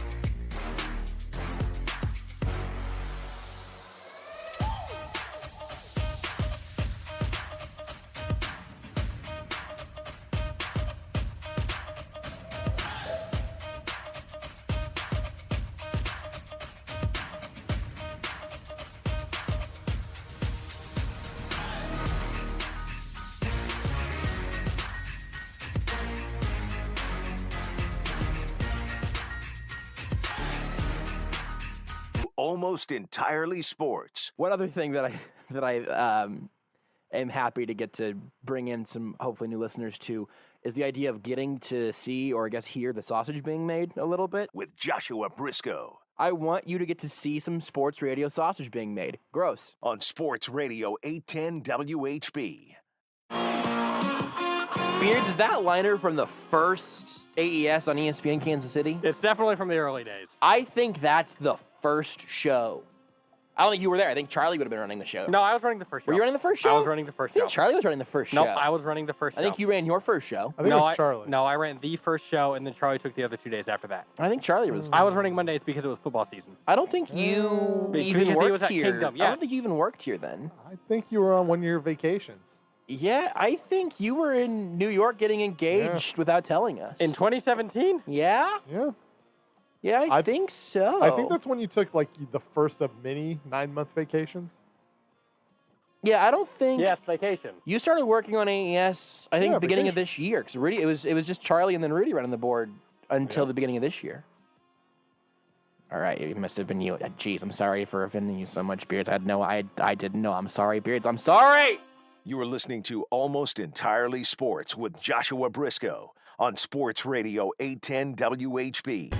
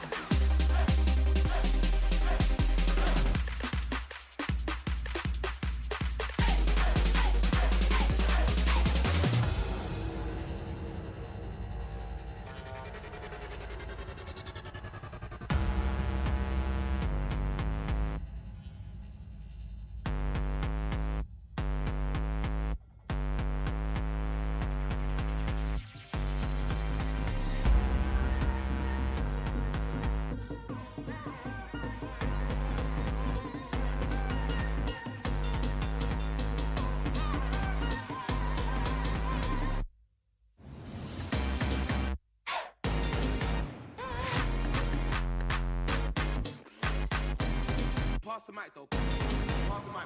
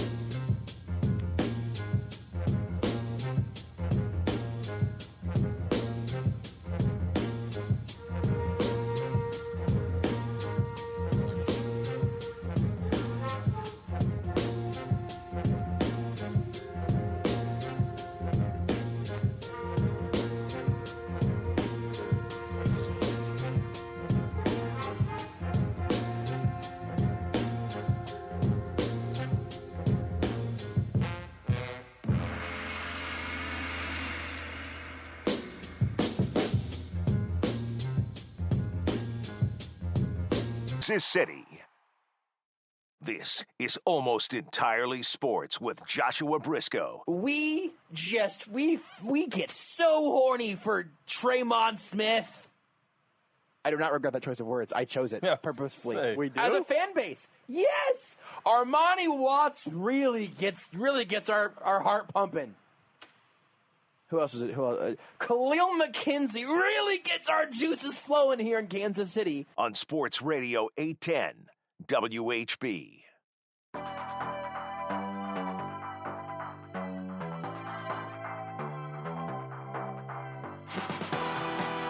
To this day, I regret 0 syllables of that liner because I think it's a pretty proper sort of summary of the mood I start getting into as we get to pre- and post-draft season, right in that sweet spot. And I think we're there right now. We're within a month of the NFL draft, and I do want to talk about what the Chiefs are going to do, especially the guys at the top of the roster, but I also can't help but always keep in mind that for the most part, Jehu Cheston, Ukeme Eligwe, and Leon McQuay aren't really moving the needle. Even then years later, it's crazy. I actually think I brought this up in a group chat with Tucker D. Franklin, former intern, frequent guest of the show, and our next guest, Jordan Foote of Arrowhead Report. You can follow him on Twitter at Footnoted. There's an E there. It's Foote noted. It's a good handle. Don't think about it too hard. I think I mentioned this to both of them. Looking back at the 2017 draft, obviously Kareem Hunt had some extenuating circumstances. He's on an NFL roster, but from the 2017 NFL draft, one member of that draft class is still on the Chiefs, and it's Patrick Mahomes. So it worked out pretty well. But man, it is an incredibly difficult and I think often fickle experiment to try to get a draft class correct. The Chiefs are going to have to do that at the end of this month. We'll talk about that now here with the aforementioned Jordan Foote. Jordan, how do you feel about the phrase, "we all get so horny for Traymon Smith"? I don't know how to feel about a lot of stuff that happens on this show, Josh. Yeah. I'm kind of speechless. I mean, I'm disappointed but not surprised, but also a little bit in awe. So feeling a little bit of everything, man. I think that's completely fair. I am sort of curious how so here's the thing right now. If you're not following all of Jordan's work, you're not reading at arrowheadreport.com. Jordan is, honestly, what day are you on right now, Jordan? Do you even know? I think I'm on day 80. It's kind of all a blur after about 25, so we're getting there. Jordan is on day 80 or so, somewhere around there, of his 100 in 100 series, where for the 100 days leading up to the NFL draft, he is reviewing a prospect through the eyes of the Chiefs, through the fit of the Chiefs, every single day. Every day for 100 days, 100 prospects in 100 days, specifically scouting these draft prospects for the Chiefs. Some guys that might be there at 31, some guys that are going to be later round flyers, mid-round prospects, the whole gamut. It's an incredible project. And if you go to arrowheadreport.com, actually right now, it is the featured story. It is in that top spot. And if you click that main 100 players in 100 days draft guide page, it really is a draft guide at this point.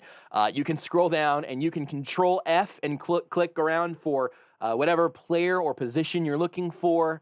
And it's incredible. So with all that being said, Jordan, you are deep into the scouting. You've gone through so many of these dudes, and still, and as the Chiefs are doing this, as every team in the league is doing this, still, there is going to be a top 5 pick that totally busts. There are going to be several top 10 and top 15 picks who underperform, especially once we get into these 4th and 5th and 6th rounds. There are going to be guys like a L'Jarius Sneed who end up leaping into a role and way overperforming their draft slot. And you're going to find guys who in the 3rd round, like Colin Saunders, loses his job to an undrafted free agent who plays really well in his 2nd year versus the UDFA's rookie year. I'm sort of curious just at this point, going through this process and being so involved in everything draft related for so long now, how has your philosophy sort of evolved in terms of what you can expect from players and teams, and how much of this is a science and how much of this is a little bit of a dart throwing game? Yeah, it's definitely a little bit of a crapshoot for the most part. But, man, I think fit is really big with that. I mean, you get prospects who hopefully the teams draft players that fit their system. Every once in a while you get those exceptions. And then there are organizations like the Raiders who just kind of take a shot and no matter what, do their thing. But man, I think I was a little nice with the prospects at first, and I was kind of like, oh, this guy could be drafted here if things fall right, and then you stand on your left foot and recite the national anthem with your eyes closed, stuff like that. Like you could see them becoming a valuable contributor maybe in year 3 for the Chiefs, like really kind of sugarcoating everything. But that was like the first 20 days, and then I finally said, you know what, you just have to kind of call it like you see it. And like not every player is going to be great. Not every player is going to fill a role in year 1. I think that especially with the Chiefs having so many holes at the beginning of the offseason, people were like, oh, well, you can draft 7 players and all 7 of them can start week 1 and fill those holes, when you can't draft like that. Like if you're relying on 7 unproven players or 8 unproven or 6 or whatever the amount is to all step in and fill holes year 1, let alone throughout the whole 4 years, then that's extremely risky and it's not going to work out. So kind of stepping back and saying, well, this player could step in day 1 and play well. This player needs a couple years. This player could sit for a minute or play in this scenario. Like you kind of have to look at everything from a bird's eye view, I guess, and kind of break it down that way. I want to get into some of the specifics with a few specific guys and a few specific positions for the Chiefs. But one other kind of bird's eye view, I guess, of the whole process. Do you think that you say you think maybe fit is undervalued throughout these conversations? Is there anything that you think people fall into as a trap of you go, oh, well, you guys, you're seeing this or you're hearing this and you end up putting too much stock there and that leads into pitfalls? Is there something that's overrated in this process that jumps to mind? Personally, I think the underrated things are definitely fit. And, like, you have to know the position. Like, to think that a 4th-round rookie wide receiver that can't run a full route tree is going to step in and do well in an Andy Reid offense, like one of the hardest to learn in the NFL, is rough. Or, like, can a undersized edge rusher step in and be an every-down player for Steve Spagnuolo when he may not fit all 3 of those key size parameters or whatever? Like, the Chiefs run very complex schemes that are difficult to learn, so they're not very rookie-friendly to begin with. And then I guess I didn't intend on bringing this up, but the arm length thing, like, personally, I think that arm length is important to a degree. Teams definitely, like, there are a plethora, a multitude of things that could single-handedly knock a player off a team's board, like an injury concern or a character thing or arm length or weight or height or off the field stuff, whatever. But this is the year of the T-Rex for offensive tackles. And like a few months ago, I was feeling pretty confident that the Chiefs could get their quote unquote guy at some point. And then you look, all these guys have short arms. Like the ones that don't are going to go at the very top or aren't ready to play yet. So the Chiefs are going to have to be strategic, and they're kind of set in their ways, I think, a little bit. Like people bring up the Mike Dana pick at the end of last year's draft in the 5th round or whatever. He didn't fit the Spags parameters, but like that's 1 out of however many or 2 out of however many that he's done. So the Chiefs are kind of going to do what the Chiefs are going to do. I'm glad you mentioned the arm length thing because it's something that I wanted to talk to you about and then forgot about, and then you mentioned it, so it worked out great. It's something that Tucker wrote about because he talked to Jim Mora Jr. about it a little bit, and then wrote about it up on Arrowhead Report. I thought what Jim had to say was really, really interesting. I thought what Tucker was sort of putting out there was interesting. Can you kind of set that up a little bit more, go into a little more detail on, I guess, just sort of the conversation about specifically arm length for offensive tackles? What we're talking about whenever we talk about OT Rex season, and I think unfortunately I hate to do this, but I think that might be copyright of a dead to the show friend of the show whose name I will not recite on these airwaves. All right. But what fractions of measurements are we talking about, and then what is the concern, and then what do you think is actually, I guess, worth being concerned about?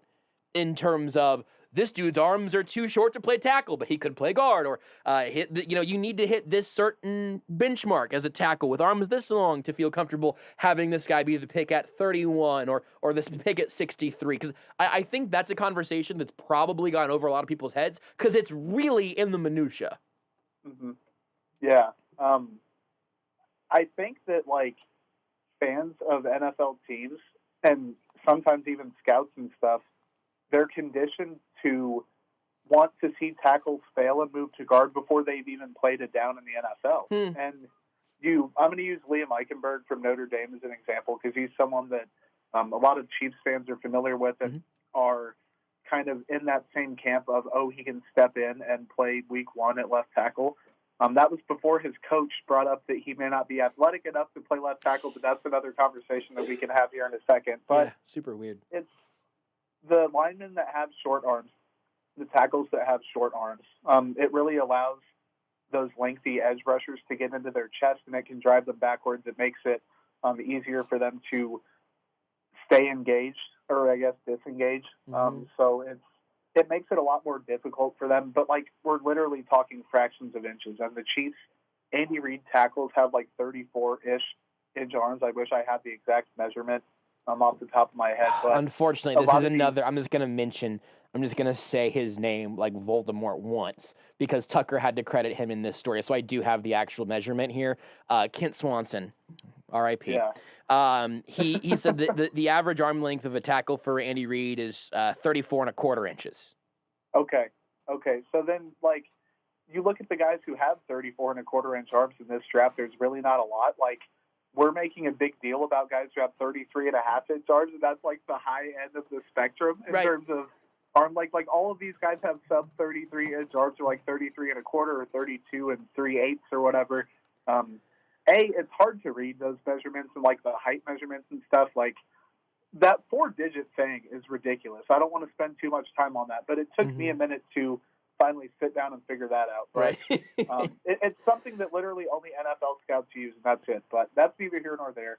The arm tackle or the arm length thing for tackles, it's just rough. Like, for a team like the Chiefs, where Jim Mora Jr. put it really well. Like, that's a great conversation up on arrowheadreport.com with Tucker Franklin. Tucker did a good job too, I guess. But it was mostly, we can agree, it was really Jim carrying the water. But yeah. Jim really carried a lot of the weight. He shouldered the load on that one, but he brought up, like, the guys who have redeeming qualities are worth making an exception for. And you can have a redeeming quality, but you can only build your team on so many exceptions. So, like, Liam Eichenberg, his redeeming quality is he's good. I mean, he's just an NFL-ready, like, fundamentally sound tackle, or a Tevin Jenkins is super strong. Guys like that. There are certain guys who have athleticism, like Spencer Brown. He's a lengthy dude. Cosme's a lengthy dude. Those, if you're super, super strong, then it helps. Like, Jackson Carman is a guy that's brought up out of Clemson, where he protected Trevor Lawrence's blind side and did a pretty darn good job doing so, but he has really short arms. Like, I think they're 32 3/8, which is really suboptimal there. So you want to see him. Personally, I think those guys are worth trying at tackle and then moving inside the guard. But, like, how do you take guys, this is just me thinking out loud, who have built a career playing plus football and being positive contributors at tackle, and then saying, well, they have to play guard immediately at the NFL? Like, at least give them a shot. Now, it depends on the team fit and stuff like that, but the Chiefs are just going to have to take what they can get here because, A, if they draft the tackle early, I think everyone can agree that preferably he would be sitting behind a veteran. The Chiefs haven't kind of made that move yet. And B, if they get a guy late who isn't ready but has long arms, great. If they get a guy who is ready but has short arms, then, I mean, which one's better? That's just something they'll have to consider. But that 34.25 is something that not too many guys in this draft have. I mean, that's just kind of how the cookie crumbled. Yeah. I just think it's so interesting you said to be literally talking about an inch or a fraction of an inch, and that's the difference between what you project these guys to be at the pro level. Let's stick with the tackles here just because, as you mentioned, it's still clearly the biggest void on this roster. They signed Austin Blythe, and you've got a center who can play there come opening day. Fine, great. We can talk about receiver and edge and more depth and more up, higher in talent. That's all fine. There's still not a left tackle on this roster right now, and I don't know if any of the arm length stuff, if any of the specifics of any of these guys, if Brian Kelly just telling the world that Liam Eichenberg's not going to be able to be a tackle at the NFL level, I don't know if that does anything for you, but we haven't talked about this in a couple of weeks here with you on the show. So how are you feeling right now about the crop of tackles at specifically left tackle for the Chiefs if they do end up getting to the draft? And maybe Okung and Villanueva are still available at draft time, but if they get to the draft and they do not have a tackle on their roster, what do you think the best bet is for the Chiefs to fix that position? I still think it's Eichenberg, man. I think that he's just a guy where he can step in, like, in terms of play style. I don't want to make the Eric Fisher comp, but in terms of, like, career trajectory, kind of a solid but unspectacular tackle, and those are underrated, especially at the protecting Mahomes' blindside spot. He has the short arms. There's guys like Tevin Jenkins, and, man, I was in on Tevin super early in that process, but now everyone's kind of catching on to him, so I don't think he would be there at 31. Samuel Cosby from Texas, he needs to sit. Jalen Mayfield from Michigan, I don't know if he's even a tackle. Alex Leatherwood from Alabama, I don't know if he's a tackle. So there are guys like, you look in the middle rounds, or I guess day two, like second or third. Walker Little from Stanford, he hasn't played in a couple years really, just limited experience and limited health. Brady Christensen from BYU, I've talked about him a lot. He's a tier 2 guy. You keep looking, like, I felt really, really good at first about the kind of crop of talented tackle, and now I'm just kind of cooling on it because I think no matter what, the Chiefs, unless they get an Eichenberg, are going to have to sit that player for a year or so. Spencer Brown from Northern Iowa has the size parameters. He's another thing with those tackles is, like, I think athleticism is the main thing that keeps guys from going from right tackle to left tackle, and that's kind of what Brian Kelly, I guess, was talking about when he threw his own left tackle under the bus. Right. And said basically he didn't have the athletic chops to do it. Yeah. But Brown is a guy from Northern Iowa where, he needs to sit for a little bit, but he tested off the charts at his pro day, and he has the size. He's like 6'8.5", and his arms are long enough, so he'll satisfy the Chiefs there. He can move over to left tackle. So I think it just depends on the value, where the board falls, and kind of what they do in free agency. But like you said, Okung and Villanueva, they're still out there, and I think everyone would feel a lot better if they drafted a player to sit behind them for at least the 2021 season. You guys went with Brown in the latest mock draft that's up on Arrowhead Report. You can also go to si.com/NFL/Chiefs, but arrowheadreport.com is way easier to remember. We all understand this. But you guys ended up taking, you and Tucker took Spencer Brown in the third round, kind of in the fictional situation of the Chiefs. I can't remember who you guys had. You had them adding one of the tackles, and I believe AJ Bouye, who's no longer, like 2 hours after this article went up, I think he signed. But, such is life. But if they do sign a vet somewhere, I'll tell you what, whenever you get the little relative athletic score, little chart up, and the whole thing is just green, I want to bite because I can't help myself. Because get the freak athlete who could sit behind Villanueva for a year, maybe two, whatever. I love that. But the guy at the top of this draft, and the guy that you talked about also on the Roughing the Kicker podcast, where you did this, you can hear Tucker does that every single weekday. Jordan's there like pretty much all the time. And you guys talked about Jason Oweh, the edge from Penn State. And I thought honestly, whenever I was watching the video clip of you guys talking about him, the way you started talking about Jason Oweh, I thought it was going to be you explaining why you did not have any particular interest in taking him at 31, but it ended up being more of a journey over the way your view of him has developed. Walk me through that a little bit, and how your opinion on Jason Oweh, the edge from Penn State, evolved a little bit over these last couple of months. Maybe over these last couple of weeks. Sure. Yeah, it's really been these past 3 weeks or so, and he's a guy where he's easy to evaluate, but he's also extremely difficult to evaluate. Like, the production isn't there from a sack standpoint, but he had a bleep ton of pressures that he generated. Just a really productive player. If you kind of read between the lines and you can look and see, he's a guy where he's probably a year off from being that every down player. He doesn't set the best edge, and I think another thing with the Chiefs is, like, they have guys who can rotate in on third down, like a Taco Charlton, to rush the passer, but do they have someone who can be a run stopper, at least set an edge, like Mike Dana on downs 1 and 2, or does the Jaron Reed signing push Chris Jones out there on early downs? Like, they're going to have to decide what they do in that regard, and I think Oweh, man, like, especially early in the draft, because at the edge class, the athleticism drops pretty quickly in terms of the available pool. Oweh's like the best athlete at that position in this class. He's absolutely fantastic, a world-class athlete. He has the size. He's a few pounds underweight. Like, for people listening at home, the Spags, like, prototypical defensive end measurements, like 6'3" or taller, 33 or greater inch arms. So there's the arm length thing again. And then between 260 or 280 pounds, I might be a pound or two off on that range. But OA fits that for the most part. He's a guy where if you can get an elite athlete, I think the Chiefs have enough on first and second down with a guy like Dana or Jones to kind of not generate pressure with the case of Dana, but set the edge and play quality run defense. Then on third down, just unleash. I mean, you could have a OA, Reed, Jones, Frank Clark combo or sub Taco Charlton in there somewhere.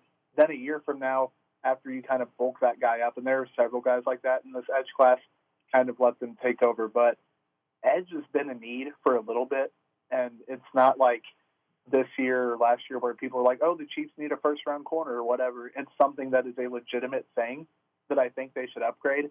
But it's hard to do when you need a wide receiver, you need a left tackle, you need an edge rusher, you need a safety looking forward to next year. Like, you can't just draft 1 year at a time. So OA himself would not only kind of help some stuff in the present, but I think future-wise his ceiling is just off the charts. It also just feels like a very Brett Veach pick. Like, I'm going to invoke a couple of names here that don't necessarily line up to success, but the pitch on Tano Passanio, and he was, I think he was he 6'7", 6'8", something like that? He was insane. He specifically is a physical freak, which I mean in the kindest way possible. But the selling of Tano Passanio was essentially, hey, we're gonna take a complete specimen outlier here and try to make him play the spot. And he was underwhelming for his draft slot. He's an NFL rotational defensive end. I think that the comparison to Breeland Speaks, he was not that athlete. He was not nearly as versatile as the Chiefs, lined him up to be at one point, where we didn't know what his position was, but he wasn't positionless in a positive way. But the thing that you said there that made me think of Breeland Speaks as well, other than just ideally being an edge, is after the draft and after the pick, when the Chiefs traded up to draft him, Brett Veach talked about how he was like the last guy before the drop-off. And I don't know if there's anything that I would be more comfortable predicting in this draft than the fact that I believe the Chiefs are going to find someone within that first or maybe that second tier of edge prospects where they are not going to leave with no shade to Mike Dana. He's a developmental dude of a different class. Yeah. I think they're going to have somebody in those first 63 picks where they say, hey, we really think he's probably not starting this year, but our plan is for someone that we draft here at edge to be starting opposite Frank Clark or perhaps in Frank Clark's spot in 2022. Yeah, absolutely. And you kind of think, could that come in the form of a trade back from the first round, which I think that hasn't been Veach's MO. Obviously, he's traded up several times, but never traded back. But the Chiefs are going to have to start hitting on their early draft picks. That's something that they haven't been able to do recently. Yeah. They've found some quality depth in like L'Jarius Sneed and Rashad Fenton and guys, Nick Allegretti, guys like that. And I'm just going to say this quickly because I keep seeing it on Twitter. You can't call those guys busts when they're day 3 picks. Like Rashad Fenton is not a bust. Nick Allegretti is not a bust. They are reliable contributors and depth pieces. And a lot of those guys that get drafted on day 3 don't make teams or don't make it off teams in a couple years or whatever. So those are important, but the Chiefs really need to find some quality productivity in the first few rounds on days 1 and 2. And this draft has a lot at edge at the top. I mean, there are some guys that won't be there or don't fit the Chiefs when they pick, but if they trade out of that 31 spot, that opens up some options for tackles. If they don't like the board, they could take a receiver, they could take an edge. They could also move up from 63. I mean, I think those first 60 picks are going to dictate the future of the Chiefs. Like, I know they're going to get some cool value stuff later in the draft, but what they do in the first 3 rounds is going to be absolutely huge in terms of their success, not only now, but also in the future. I think the other position that we haven't mentioned yet that is probably likely to show up somewhere in that range, or if not in those first 3 picks, shortly thereafter, is at the receiver spots. It's an interesting place for the Chiefs to be picking here, because there are a handful of guys I think that you say, oh, you know, if they fell to 31, that'd be hard to turn down, even as the Chiefs have big needs at tackle and edge. Then for me, there eventually end up being some questions about some of the dudes that would be there maybe closer to 60, and I don't know. I've seen a couple of names that eventually get tied to the Chiefs that I'm not super stoked about, and then there are some that think, oh yeah, that makes a lot of sense. But can he step into a Sammy Watkins-like role? And if so, how long would it take? We talked about Juju Smith-Schuster a lot on tonight's show. The Chiefs were clearly very, very in on him. How do you feel about the receiver class and the different tiers within it? Because it seems like it's deep, but whenever you start getting to deep, you do start getting even farther into the uncertainty and probably a slower developmental process in terms of getting into Andy Reid's offense. Please correct me if I'm wrong, wherever I'm wrong, because I'm sure I'm wrong somewhere. No, you nailed it. You hit the nail on the head there. And the question is, can he X? Yeah. That's what people ask, basically, with every receiver. Can he be that X receiver? Does he have the body type? Does he have the route running chops? Does he have the brain to do it? And there have been some guys who were in that 6'1" range, like Rashad Bateman from Minnesota. He's like my guy to the max. I love Bateman from Minnesota. He's going to be a fantastic pro. He has shrunk every year from his senior year of high school. Like, he's gotten a half-inch shorter every year and then about 5 pounds lighter. So he went to his pro day after being listed at about 6'2", 210. He's like almost basically 6 foot 190, which is, I mean, that's a fair difference. And you look at the Chiefs need a close to 6 foot, like preferably 5'11" or taller guy who's probably 190 pounds or bigger, who can run routes, who can get underneath the field. Not literally, obviously. That'd be pretty cool if they could do that. If they could get underneath the field and somehow pop back up, that would be maybe that's Andy's trick play. But I think Monty Mole in like at least Mario Baseball, I think, could do that. So that would be great. Yeah. So if the Chiefs could get a guy like that in this draft, that's kind of that unicorn type player, then fantastic. But a guy who can run underneath routes and get open, kind of just fill that Sammy Watkins role, be reliable, catch slants, do stuff that, no offense to McCall Hardman, that McCall Hardman doesn't do. I mean, he is a deep threat, a slot guy, a gadget guy, and he can be good in that role. But when you have two guys who are clearly sub 6 feet tall, who are like 180 pounds, like Tyreek Hill's listed, I think, 5'10". I'm not sure I buy that. Like, I don't think Tyreek Hill's 5'10". He might be closer to like 5'8" or 5'9", and that makes a difference. When you have 2 out of your 3 top receivers who are that size, it makes you rely on someone who's bigger to be that X-style receiver. So there are guys like Bateman who are going to be there. Terrace Marshall Jr. from LSU. I've kind of cooled on him. I was never a big fan.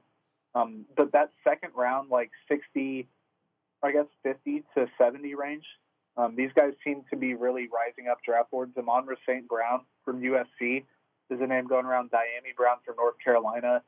There is value to be had, even on day 3. There are guys, even Josh Palmer from Tennessee. Like, if you look at different websites, these guys are ranked in the hundreds. The thing with the COVID kind of draft process, I think, and with limited information and stuff out on certain guys, I wouldn't be surprised to see some of these guys go like day 2, like round 2. Like, it's just a weird thing where it's a huge cluster of guys where you don't know exactly where they're going to go, but you just kind of see how they fit with the Chiefs. And if the Chiefs overdraft someone who clearly fits their system but might be a little rough around the edges, that's okay. Yeah. Clearly, Demarcus Robinson is going to have a phenomenal season based off what he's saying. And you can't blame the guy for being that confident and excited to kind of have that opportunity. But if the Chiefs are getting 1,000 yards from Demarcus Robinson, I would personally be surprised. I just don't think he is that type of receiver. But if they do draft one in the first 3 rounds and then kind of have that de facto X production and mix in, they're going to have some depth still. It's not like Sammy Watkins was a 16-game player, nor completely healthy for the Super Bowl. So there are ways that the Chiefs can kind of make stuff happen. I think this is a really, really good year to need a wide receiver. Well, they do, and I hope they end up with one that's exciting. And it's a good point on all the COVID, the ways that COVID will impact all of this, right? I hope because I think chaos is fun, that we're going to see some curveballs that are going to surprise us a little bit, where you might see guys higher up or lower down on the board for certain teams that ends up throwing a wrench in the system. By the way, also, the earlier we see that happen in the draft, the better it is for their spot at 31. If they have guys going off the board early that we didn't necessarily think were going to go, then maybe it ends up opening the door for some of these positions of need for the Chiefs a little bit later on. Jordan, always excellent to talk to you. If you want to hear more from Jordan, here's what you can do. You can go subscribe to the Roughing the Kicker Chiefs podcast, hosted by our own Tucker D. Franklin, and Jordan's there like pretty much all the time. It's just pretty much all the time. Also, literally all the time, literally every day, up until the draft, a new scouting report at arrowheadreport.com, 100 players in 100 days from Jordan Foote. You can also follow him on Twitter at Footnoted, FOOTENOTED. Did I miss anything, Jordan? I mean, you also do like NBA stuff, but I'm really narrowcasting right now. We're going Chiefs draft stuff. We're going Chiefs Jordan right now. Yeah, I think the Chiefs are the most important thing, especially considering that audience. So you definitely hit everything. Great. And you can take full credit for that Twitter handle. It was all your idea. I want credit for it until I say it out loud and realize I do still need to spell it, and then I feel like I've let you down. So that's the dichotomy of man. Thank you, Jordan. We'll talk again sometime before the draft, I imagine, or right after it whenever we try to figure out whatever it is the Chiefs end up doing. Yep, thanks a lot, man. Follow him on Twitter at Footnoted. I came up with the handle, even though I have to mention every time there's an E in the middle. It's like the word footnoted, but there's an extra E after the T, but before noted. You get it. It's not that complicated. While we're talking to Jordan, the Royals game went final. It was delayed by rain, and then it was exclusively pain. They got shut out. Was it 6-0 final? Yes, 6-0. Yes. I don't know what Mike Matheny is going to tell us, but it's been 2 rough starts from Brad Keller in a row to start his 2021 season. But better this time. I mean, it would have been hard for it to have been worse. His ERA was $1 billion after the first outing. It's now lowered to now just about $100 million. A nice round $100 million. Improvement. They didn't score a run in this game. I'm starting to wonder if Michael A. Taylor maybe isn't gonna, win MVP. If Nicky Lopez isn't an MVP candidate. I'm nervous. I understand the frustration. You're just attacking the wrong people here. I mean, that's probably... Well, it's just that those are the guys that Listen. Just because no runs were scored doesn't mean Michael Taylor didn't hit like 3 home runs tonight. But so here's the thing. My Nicky Lopez jersey hasn't even gotten here yet. He made a great defensive play. And my Michael A. Taylor tattoo isn't even healed yet. So I'm just a little nervous, is all I'll say. I'm nervous that maybe I jumped on the bandwagon too hard. No, you're fine. Your lid does itch, though. You're fine. The tattoo. Yeah, you probably want to get that checked out. Can you scratch? No, it's just itchy. It happens on tattoos. It's clean. I got it done at a reputable place. It just says, what number is he? It's just his number, and it says Taylor, and it's on my back. Can you, whenever we take a break, can you scratch this for me? Can you reach? I can't reach. Rudy, I can't reach. I got a glass in front of me. We're going to take a break, and I'm going to need one of you guys to scratch my back. Want more Almost Entirely Sports? Watch the show live on the Sports Radio 810 Facebook page.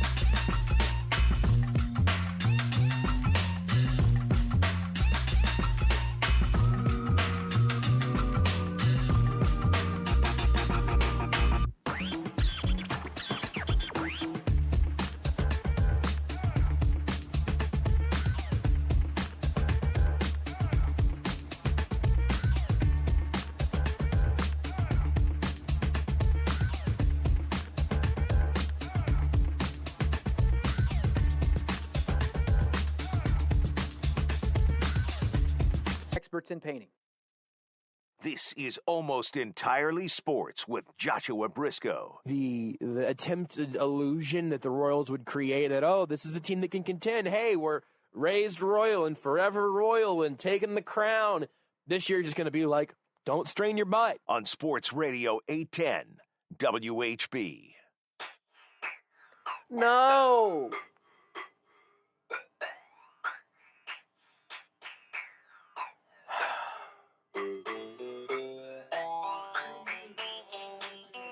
Rudy, we're back. We're back from break. I heard you shouting. I couldn't hear what you were saying. We are back from break. Put on your headphones. Put on your headphones. We lost. So it's hard to know because like we obviously have a light that says on air, but it always says on air, so I have no way to know. Hey, Beards. And Beards didn't like yell, "Hey, coming back from break." Yeah, that's fine. I almost did, and this song started playing. Hey, Beards, you know the conversation we were having earlier about things that really do annoy us, even though we joke about them? Mm-hmm. I really wish you'd turn off the microphones during the breaks fully. Because then I don't know if we're in break or not. We're just always on air. But listen, sometimes these buttons are sticky and they don't come on all the way. So no, you just don't push it. No, but like you just don't push it. But turn them off, and then you can turn them on. You know, with the liner playing, because whenever the liner's playing, I'll know not to say one of the potty words. But during the breaks, I'm going to assume that I could say a potty word if I really need to. And, like, if I, need to say poopy or doo-doo or whatever. Boy, this one's tough. Really? You think this one's tough? No, this is bad. Here's the thing is I think this one's, like, actually, like, 5 minutes of work away from being, like, kind of a vibe. But it's also really bad. What were you saying as you were walking back in, Rudy? Good news is I was informed that Michael A. Taylor has been lost to the shower, so there was plenty of time. Oh, my God! Exact words. Is so this Monster House? There was time to save. So Beers Mike Matheny is saved. You'll have to obviously just kind of like clean up a little at the front, a little at the back. And you'll have to turn this off? No, I can open up another cool edit file. No, I thought you didn't. No, I can do that. No, you can turn it off. Yeah, It's you like, can you turn played it this off. button music. I get it. We get it. You did it. I mean, yeah, you can open another cool edit file, but then as you edit, like we're just going to hear the editing over the air. Yeah, and also we get it. We get it. You know, you did it. You did the thing. Oh, it's very funny. You did. You did good work. There's still 4 minutes to left. Yeah, I'd rather. I believe you. I believe you, and yes, there is, and I'm sure it's great or horrible or whatever you want me to say to get you to turn it off. Do you have Swanee? I imagine saying the phrase "Michael A. Taylor was eaten by the showers" or whatever. Had I I don't know if I had started recording. All right, I think I was I think I was that's saving all right. Brad Keller in that process. Well, the Royals could use someone to save Brad Keller. I was recording the video, so we got it. All right, so you would hop in there later on and edit it up. Okay, great. Excellent. No, but seriously, like the Royals, somebody needs to save Brad Keller. And I don't think he did it. From the showers? From himself. Maybe the showers too. Maybe that's the problem. Brad Keller's ERA right now through 2 starts is 19.29. It's better. It is better than it was. He got through 3 1/3 tonight. It was, and by the way, this is a tough spot for a pitcher. I totally understand this also. A rain delay makes things even more to work on. It's not like he started and then got delayed. The start time just got moved back, but still not great. But he gave up 4 earned runs in the 3 1/3, or it was credit with him. I actually don't know if any of those. Nope, 3rd was scoreless. 4th was scoreless also. So a 3-run first inning, gave up a run in the 2nd, and then eventually got yanked. Kyle Zimmer came in, pitched pretty well, and I did see a little bit of Josh Staumont. He came in and pitched almost 2 full.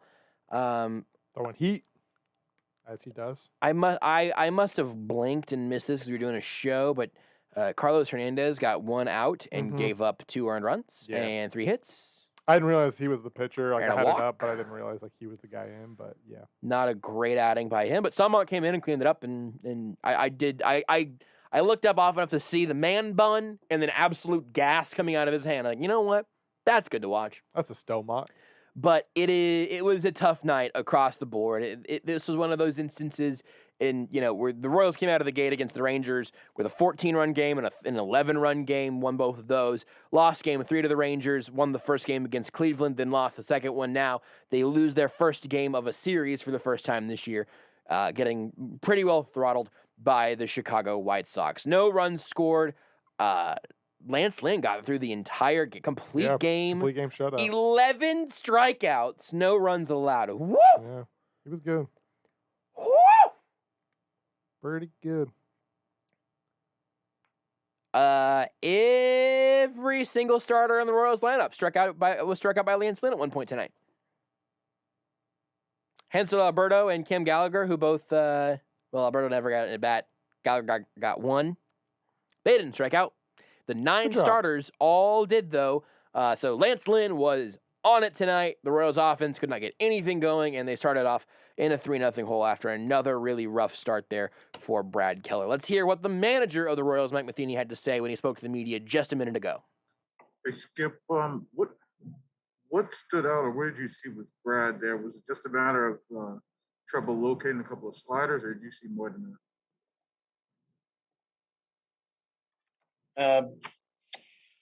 To me, he never really established his fastball, and he looked like he had good life, but he had a couple slow pitches that got him early, and then never really found the bottom of the zone with the fastball to build the other pitches off of. Annie? Hey, Mike. Did you see Brad kind of settle down there later? I know his pitch count was a little bit higher, but it seemed like he was able to get some ground ball outs. Yeah, and he did a little bit, but then it got to that point where we had to try and keep it within range. Thought he was making better pitches than the walk. Just kind of put us at that point. We were ready to get Zim, give him a chance to help us. I thought Zimmer did a fantastic job coming in when he did, picking up those middle innings for us. Josh? Mike, a thought on Lance Lynn. Maybe gave you a base runner there in the 5th with Salvador Perez, but outside of that opportunity, tough tonight. Very tough. And, we talked about establishing a fastball. He certainly did that. And, really only threw one slow pitch at Taylor rifled into right field. Besides that, it was hard sink, hard cut, trust movement. I think that's probably a lot like the conversation that we've already had with Brad. He's got the ability to predominantly use that pitch and use the other pitches off of it. And he's just got to trust it a little bit more. Like we saw the guy on the other side, he trusted it today. Lynn again. And Mike, with Starmont, what did you see with him? And do you feel like you're seeing signs that he's getting closer to where he wanted to be? I mean, I know he talked, in camp about sort of getting that late start and being set back a little bit. Do you see him getting closer to where he feels like he should be at? Yeah, today was huge. We needed to see a couple outings and try and make sure whenever guys have a little bit of a slow start and they don't feel like their strength's all there, we got to be careful. And so we've tried to be careful with Josh, but he keeps answering any questions that we have about his strength and ability to go. He looked great today, and that's a very good one to build off of. He's going to be a big piece of what we're doing. Annie, looks like last one for Mike. Yeah, Mike, are you concerned it's anything more than just the command in establishing his fastball with Brad?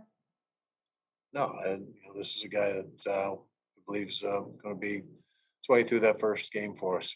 We believe that he's going to be the pitcher that we know he can be. And we watched signs of that all through spring training.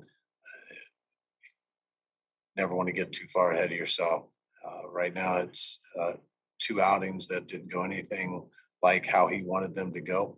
He's going to have to make those adjustments and jump right back in there. But even as I told him as he was walking off the mound today, we've got all the faith in the world in you. You're going to get this figured out, and you're going to come back here and you're going to lead this staff. And that's exactly what I want him to believe. Lynn, last one. Yeah, Mike, I just wanted to check with Salvi coming out there late. Was that just to get Galley an AD and some time, or was there anything happening with him? Galley hasn't been on the field yet. You need to get in there anytime. Just we talk about a lot of our pitchers. Anytime we can save them some work, Salvi's going to be the same. he and Witt both right there. Get Alberto in the game, but Gally needed to be on the field. Ended up needing to get in that bat, and any inning we can get for Salvi, we'll get him. There's Mike Matheny after the game, just speaking to the media just a little bit ago. Obviously, Brad Keller. Well, we'll talk to David Lesky here in 10 minutes, by the way, of Inside the Crown. He'll join us, and we'll talk to him about Keller and everything else we saw tonight, plus also some more big-picture stuff that he has written about on Inside the Crown. I'll talk to him in 10 minutes. We will try to bring you Brad Keller on the other side of this break, though, to hear from him, because obviously it's 2 games. It's still a very small sample size. It's the beginning of the year. All of those things I think are important and valid qualifiers. And also, totally fair to say right now, if you're a little bit concerned about the start of the season for Brad Keller, that would also be really reasonable. I think at this point, it might be the biggest negative. It probably is the biggest negative storyline from this first week and change of the Royals season. So take a break. Whenever we come back, we will try to bring you Brad Keller, and we'll talk to Lesky here about him in about 10 minutes. At JB Brisco, at Beards McFly, at Not That Rudy, at Sports Radio 810. Just do it already.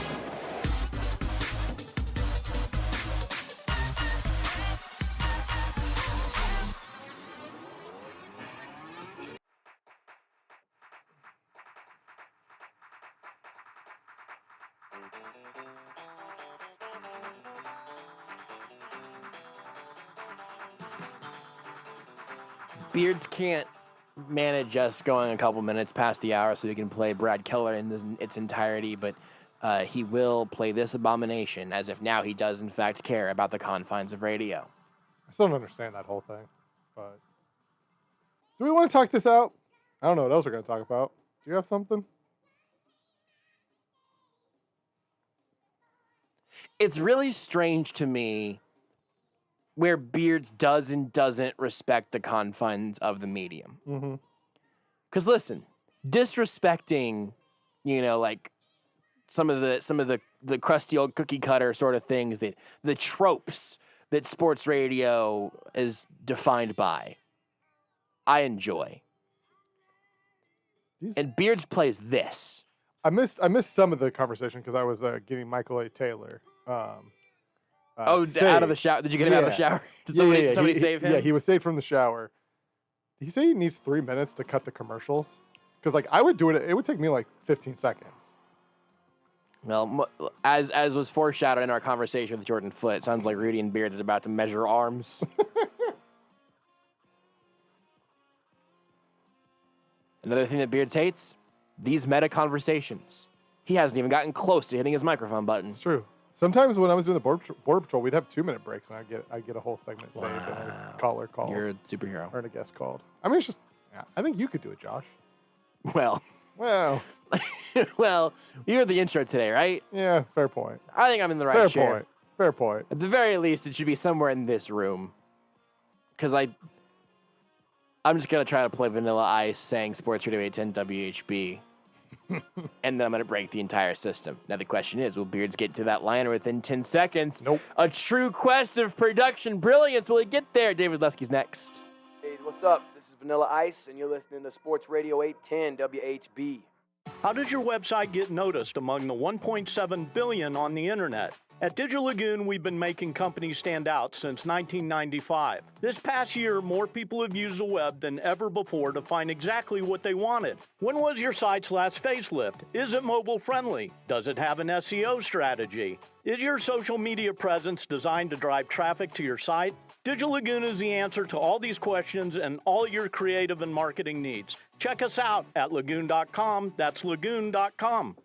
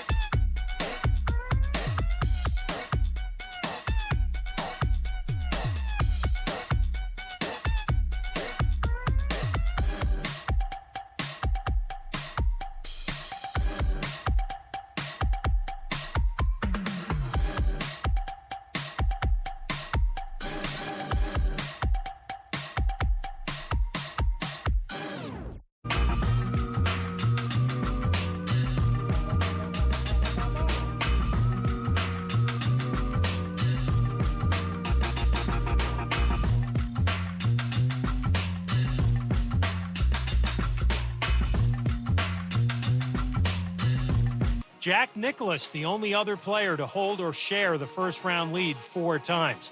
Live coverage continues tomorrow at 3 Eastern on ESPN and throughout second-round play on ESPN+.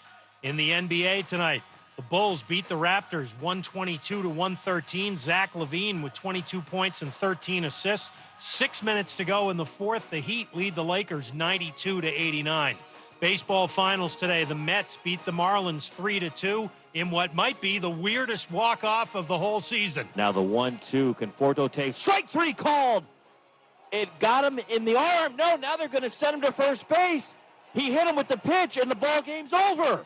The home plate umpire initially signaled strike 3. Then he said, no, it hit him. Don Mattingly's out to argue. The Mets are celebrating a walk-off 3-2 win. The call on 940 WINZ. After the game, home plate umpire Ron Copa admitted he should have called Michael Conforto out because he was hit by a pitch that was in the strike zone. The play was not reviewable.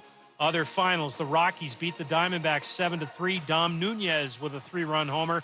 Twins hammer the Mariners 10-2. Mitch Garver with a 3-run homer. UCLA coach Mick Cronin gets a 2-year extension that moves his contract out to 2027. Hey, it's Greeny, and Friday we're talking to Florida coach Dan Mullen. He may have the best player in the upcoming draft in Kyle Pitts, and he's got others. Don't miss it with me, Greeny, starting 10 a.m. Eastern on ESPN Radio and ESPN+.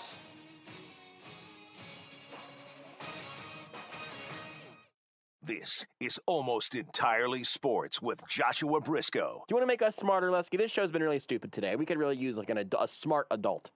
Well, then you've come to the wrong place. So I'll do my best. On Sports Radio 810 WHB.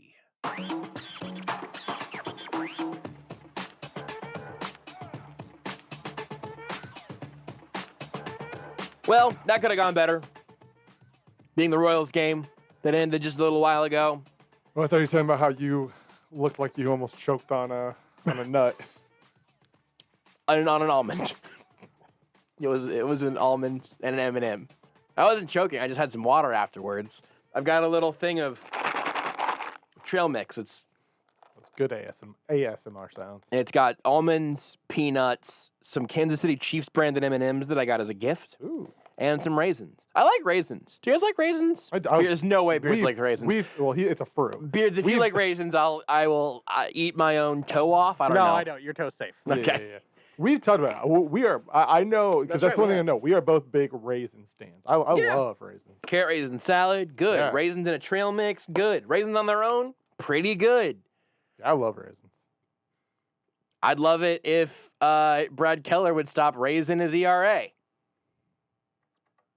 Yeah, that'll do. That's good enough. David Lesky joins us now. Lesky, do you like raisins? I'm about to hang up. But yeah. Oh. It's funny. I loved raisins when I was little. Then I hated them, and now they're really good again. And honestly, it's trail mix that got me back into raisins. So, I'm proud of you. Thank what you. I'm trying to say. Thank you. Trail mix is super underrated. I think it is. You need a little bit of chocolate. Like you don't try to just say, I'm just going to eat handfuls of almonds and raisins, because I think eventually it gets a little dry. Yeah. The little pop of a little M&M, a little chocolate chip or whatever, a little Reese's piece. Woo! Mm-hmm. Oh yeah, delicious. Now I'm hungry, so thank you for that. Yeah, well, I'm starving, and the only thing I've had is I've had a granola bar and some of this trail mix over the course of the last 9 hours, and I'm starting to really question how I let it get this far, because I've seen pictures of food on the TV screens in here and then also on Twitter, and I'm just getting sort of progressively grumpier. Like there is a commercial where... Are you hangry? I'm nearing hangry. Okay. I think last break, whenever Rudy and I ganged up on Beards for his need of time to do his job, which is a pretty reasonable request, I think. I think that was me bordering on a hangry. That's all right. You know what? You deserve it. You if you haven't eaten much, then you deserve to get hangry. I mean, I get hangry every night, so it's fine. Listen, and it's just who I am. I'm a little hangry. Brad Keller keeps hanging fastballs. I could do this all night. I could do this all night. I might. I get wangry. Work angry. That could have been something else. When I'm forced to work, I just get a little mad. Yeah, Rudy's really walked into a couple of things this segment that I I don't know. I stand by what I said. Yeah, I know you do. You're no coward. No, I'm not. You can read Lesky's work at insidethecrown.substack.com. If you give one solitary flying bleep about the Royals, you'll go do this because it's as good as any Royals analysis you're gonna get anywhere. It's also like a good read. You're not gonna have to you don't feel like you're pulling teeth to learn some things. It's all excellent. Inside the Crown. It's on Substack. Insidethecrown.substack.com. You can follow him on Twitter at DBLesky. Let's start with the thing that's right in front of us. Brad Keller's first start on opening day was a nightmare. The Royals got out of it. Tonight was not a nightmare. They also moved his second start back a game. It wasn't a nightmare, but it also wasn't good. 3 runs in the first inning. You tell me what you think has happened so far, how concerned you are. It's still a relatively small sample size, but now it's more than one bad outing. It's been 2 in a row. I'm pretty concerned. We talked on Thursday, and it was an exciting game, and kind of Brad Keller kind of got lost in that. But when I was able to kind of recollect the next morning and look through everything that happened the day before, one thing that I noticed, and I was on the program on Friday and mentioned this, he threw fewer sliders and his velocity was way up, which there's a number of reasons for that. Like this is not, oh, well, he's definitely hurt. But sometimes when that happens, it's because the guy's feeling discomfort. And I thought, we'll see what he looks like on Wednesday in Cleveland. And then they pushed him back a day after he threw 51 pitches. And I was like, Oh, also, after they had been very adamant about only needing 4 starters until like the 14th. It wasn't that it wasn't even that they thought, oh, well, if things go really well, we won't need a 5th starter until then. No, it was, we only need 4 starters until whatever day. I think it's the 13th, but whatever it is, doesn't matter. They were so adamant about that. And then after a 51 pitch outing, Keller needs an extra day, so we're bringing in a 5th starter. No, there's something going on there. I'm sorry. Maybe I'm putting the tinfoil hat on, but I don't think I am. There's something there. And that was concerning to me. And then he comes out today, and there's just no command. Yeah. He has no idea where the ball is going.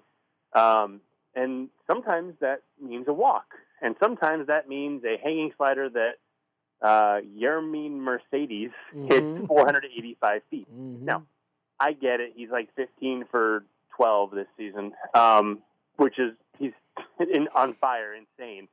But, I mean, come on. You can't do that. I mean, this is a guy, he gave up 2 doubles last season. He gave up 3 on opening day, and then another one today, and then 2 more home runs. 2 home runs. I guess he didn't give any home runs on opening day. But it's a concerning trend. Yeah. And I mean, after the game, he talked. I don't know if you heard what he said, but he was just talking about needing to get back to being on attack mode. And look, maybe he's in his head and he's not hurt. But if they announce tomorrow, Brad Keller, well, they probably wouldn't tomorrow. It'll probably be a couple of days because they can evaluate for a couple of days before they can retro it. But if they announce in the next couple of days Brad Keller to the 10-day IL, I'm not going to be surprised in any way, shape, or form. So it's concerning. I've never seen him look like this. He has never been this bad in back-to-back. I mean, he's never been as bad as he was last Thursday, period. But it's concerning. And twice is starting to become a trend, which is you'd hope that it's not more. The good news for the Royals, they've got some depth. So, yeah, Keller was their opening day starter and earned it, obviously. But, I mean, it's not like they can't turn to Chris Bubich, who was really solid as a rookie, or Irvin Santana, who looked fantastic in spring training, or Jacob Junis, who looked really good yesterday. I mean, they've got some options, so that's the encouraging thing. But I hope the Keller is okay, because it doesn't seem like he is, and it would help if he was. They don't need him to be, but it would help if he was good. I might be reciting something that you wrote back to you, but if this was yours, great. If it was somebody else's, I think it was a good observation. I think it was yours. But you mentioned the moving back a day after 51 pitch or whatever it was opening day. It also moves him from his second outing being against Cleveland to being against Chicago, being against the White Sox. If your goal is to get him just like comfortable, let him go up against that Cleveland lineup instead of going up against what he had to face tonight. And so I think Occam's razor would probably indicate that there's something going on there. And frankly, at this point, I guess you might almost hope that there's something physically, because if not, it's more difficult to explain, I'd guess. Yeah, you're right. It's weird because when guys struggle and it comes out they're hurt, you go, oh, thank God, okay. Yeah, right. It's like, wait, hang on, you don't want them to be hurt, but yeah, if he's not hurt, then whoops, that good thing they didn't sign him long term, I guess. Yeah, but yeah, it's weird. Now I will say he looked better after the first inning. I wouldn't say good, but he looked better. I actually noticed what concerns me a little bit, and maybe he was just overthrowing his changeup, but I saw a couple 90s on the fastball. So I really want to see how those are classified tomorrow over on Baseball Savant, just to see if maybe he overthrew the changeup. But when you add in the increased velocity from the first start, which again he didn't throw enough pitches to get tired, so it could be that the velocity was going to come down if he had thrown 90 pitches. But then you have the increased velocity and then decreased velocity. It's like, oh, there's a reason for concern. And you're right. If there's no injury, it's way more confusing. At least an injury gives you an answer. So we'll see. I think we'll probably know in the next couple of days. Obviously, I mean they can backdate an IL stand-up for 3 days, and so it would be what's today, the 8th. So they can backdate it to the 9th up until the 12th, I guess. So we'll know by the 12th, I suppose, what's going on with Brad Keller. Them being home also gives them some more options as far as guys to call up, because they're not.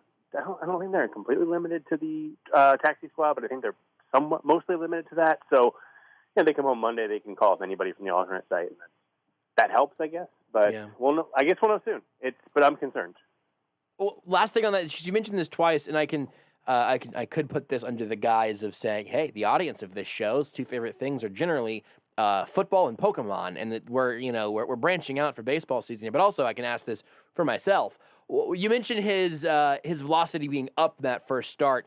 We talked about Wade Davis's velocity being up, and go like, oh, look at this, his velocity is coming back. What is it that's concerning about the velocity being higher out of the gate for Keller before kind of fluctuating the way that it has? Because usually increased velocity is a good thing. Yeah, and if he had thrown his slider more, and again, maybe he was going to get to it the second time through the order, and he didn't get a chance to. So there are a lot of ways to explain that he didn't. The two things that I'm worried about. But a lot of times when you pair those two things, they throw the slider less because their elbow hurts. It's barking, so they don't want to throw it because that pitch can hurt to throw. And then what ends up happening is it's almost like they're trying to prove to themselves, I'm healthy, and they throw as hard as possible. Well, that adds a couple miles per hour. You see it a lot. You see it a lot with guys who end up with elbow injuries. It's not. I mean, that's not the only possible solution from increased velocity and decreased slider usage, but it's one thing that you do tend to see a fair amount with guys who end up getting hurt. And so it just kind of, I guess, raised the antenna a little bit for me, just to watch it. And then you hope, okay, like I said, you look for the Wednesday start. Okay, let's see how he looks on Wednesday. And then they push him back. And then not only do they push him back, but then he looks horrible to start the game today too. And it's just, it's one thing after another. And like, it really is. It's the Occam's razor thing. It's hard to see this any other way. But we'll find out. I don't pretend to have a medical degree. I kind of pretend to, but I don't. Right. So it's a fake degree. But we'll see. We'll find out in a couple of days. I guess I'm sticking with the negative at the moment, but I can't help but look at, the first two games out of the gate, the Royals put up 14 and 11. And then since then, offensively, 3 in the loss to the Rangers, 3 in a win over Cleveland, 2 in a loss to Cleveland, shutout today. I know that baseball is a story of large sample sizes and smoothing out those curves and those data points. No team is what they are at their most extreme positive or negative. But after having just the most fun possible start in the first 2 games out of the gate, at least offensively, do you make anything of these 4 games since then being largely devoid of fireworks, I suppose? Not really, because I think that they've faced some good pitching, and the Rangers don't really have a lot of good pitching. And Sunday, it was just one of those. Sunday was a weird game against the Rangers. I feel like it just seemed like they were on the verge of doing something and then just never did it, and they end up with 3 runs. But then Cleveland can pitch. I mean, they can always pitch. I mean, they faced Shane Bieber yesterday. Mm-hmm. He's not only was he the Cy Young winner, but like one of the most deserving Cy Young winners you will find. Logan Allen's I don't know if he's technically a rookie, but he doesn't have much experience. But like I said, they can always pitch. And then Lance Lynn, he was really good today. Yeah. I think you look up and down this lineup, and I don't think 4 games of lackluster production takes away everything we've thought since the beginning of March. Mm-hmm. There are some concerns. I think Andrew Benintendi, his bat looks slow to me. Mm-hmm. It doesn't look like he's catching up with fastballs. I looked before the game today, and I think this hasn't updated much, but he's hit 15 balls, and I think 12 of them were up the middle or the left field. Mm-hmm. Today he pulled a single, so I don't know. I think he hit 2. I don't know. Regardless, he's not getting around on anything, which is a little bit concerning. But also, I mean, you might remember I wrote that I think he would struggle to start the season. So I'm not terribly surprised by it. Jorge Soler, he's a little bit streaky. He starts off a little bit slow. Even think back to 2019. He wasn't rocking it until like late May, maybe mid-May. I don't know. I don't remember exactly the time that he started going, but he tends to get off to a little bit of a slow start. So I don't think there's a huge worry at this point. But you looked Saturday. I don't know if they're going to play Saturday. The weather looks horrible in Chicago, but then they get Dylan Cease on Saturday, and he's not good. So they should put out. Now it could be that they end up playing in a steady rain, and that changes everything too. So you have to look at that. But I'm not worried just yet. I think there are some things that they might want to shake up a little bit. But this is I think it's a deep offense, and they've struggled, but it's only a few games. You wait until it gets to be 8 or 10 before you really start to worry. I don't see a lot of cause for concern with this offense just yet. Let's talk about a couple of good things then. Let's talk about, you wrote about both of these things already on Inside the Crown, so we can go read a bunch of this up on there as well. Again, insidethecrown.substack.com. But Danny Duffy came out and looked great, and I would very much be on board with a revitalized Danny Duffy. I understand very well that the long-term holding up and keeping the velocity up over the course of the season has been a big storyline for Duffy for a while now, but he looked great back in that first game against Cleveland and put out 6 scoreless. So what did you see from Duffy in that game, and then how much would you be buying right now if I gave you a chance to invest in the stock of Danny Duffy? Well, so I think he looked fantastic, and the thing that Duffy does, we don't talk about Duffy's changeup nearly enough because it's a really good changeup. And I even went back and read what I wrote. I didn't talk about it. Mm-hmm. I think it's one of those things that we've just kind of taken for granted because Duffy has a good changeup. But it's a fantastic changeup, and it looks really, really good on Monday. What I was most encouraged by was he was able to get that velocity even in the 6th inning. You look at some starts from last season and 2019, and it's the 3rd inning, and you go, wow, Duffy's cruising. He's got the first 8 hitters out. Right. And then, he gets into the 4th, and all of a sudden, oh, it's 92. Yeah. Oh, that's 91. Oh, there's an 89. Oh, there's a 3-run homer. And it's just kind of the progression of his games, and that's a big reason why I think a lot of people, myself included, thought he was going to end up in the bullpen this year. Mm-hmm. But he was able to get to it. He didn't hold all game. I mean, there were points in the 4th and 5th innings that he was putting out the 91, but when he needed it, he was able to get to 94 in that 6th inning, and I thought that was really impressive. I have a hard time buying Duffy stock just because the next injury he's just, he's not a 30-start guy. Yeah. And it's, especially this season. Maybe it doesn't matter this season because who is a 30-start guy, honestly, in 2021. So maybe this is the year that Duffy kind of falls back with everybody, or everybody else falls back to him. Mm-hmm. But I think if you look up and down his stat line in his career, he's never been bad.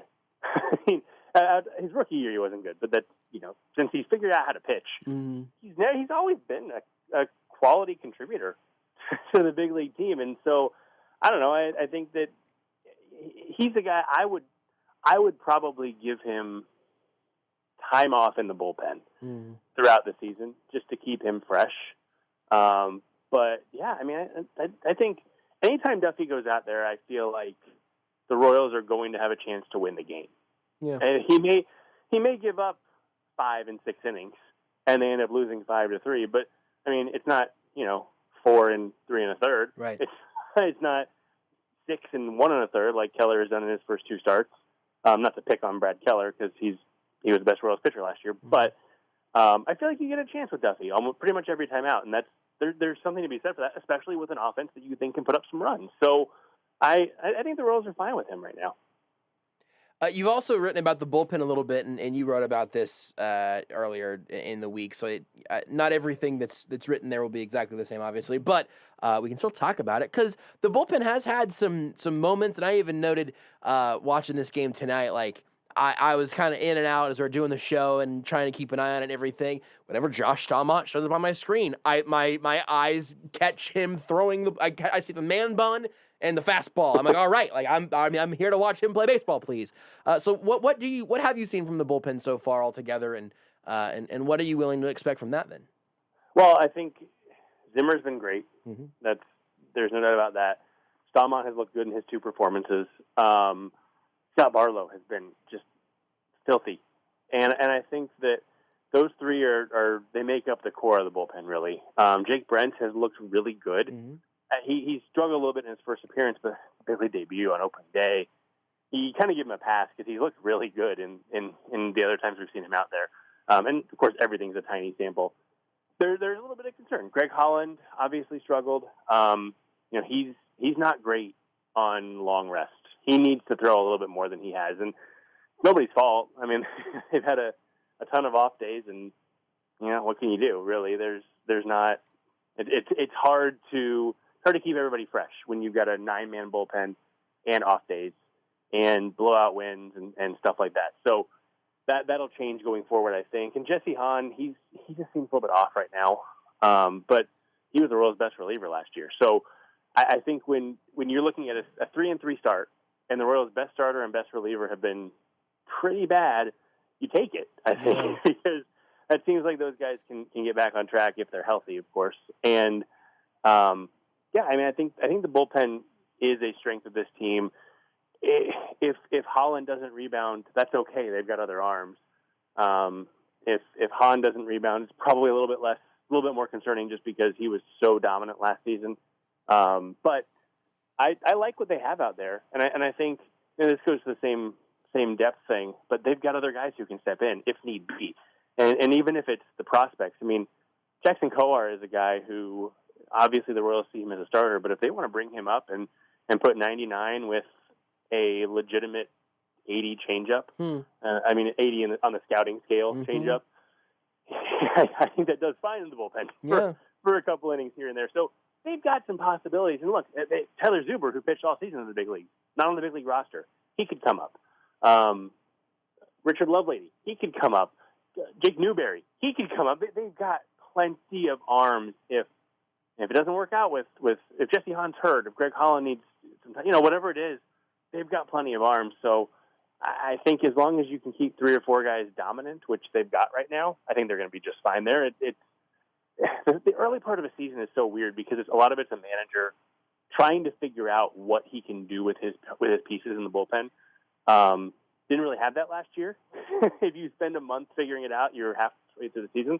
This year it's back to normal, and so it might be okay. Look, Greg Holland doesn't have it right now, so we're going to throw Scott Barlow in the closer's role, whatever it might, whoever it is. And I think that they've got enough good arms to kind of piece that together and ultimately end up with the bullpen that I think they can be. I think back to 2014, Wade Davis. I don't know if people remember this, but he blew a game in April against Minnesota. Why do I remember it? I don't know. I do. And people wanted him out. People wanted him cut. It's early. Things happen. It's a long, long season. Sometimes relievers take longer to get their numbers back because they only throw an inning at a time. But it's a long year. I feel like people were okay with Wade Davis by the end of that season. Just a hunch there. So I think that's fair. I think they'll be. be okay. There's just some kind of it's kind of the puzzle of the bullpen right now they're figuring out, but I think they've got enough good arms that they'll be okay back there for the season. We got a comment with a question on our Twitch stream from Chaotic Warrior. I think it's a great question. Are the Royals good or bad? Yep. That's what Beard said. That was Beards' answer in the chat was simply yes. Oh, I'm so mad that you and Beard had the same answer. You're a baseball expert, and Beards is an idiot. Now I feel like I fail at everybody. Played right into Beards' hand. I'm so upset. It's interesting. I don't think they're good or bad, honestly. I think that they're pretty. I mean, I had them at 76 wins before the season. Mm-hmm. I know that's 10 games under 500, but it's also 5 games from 500.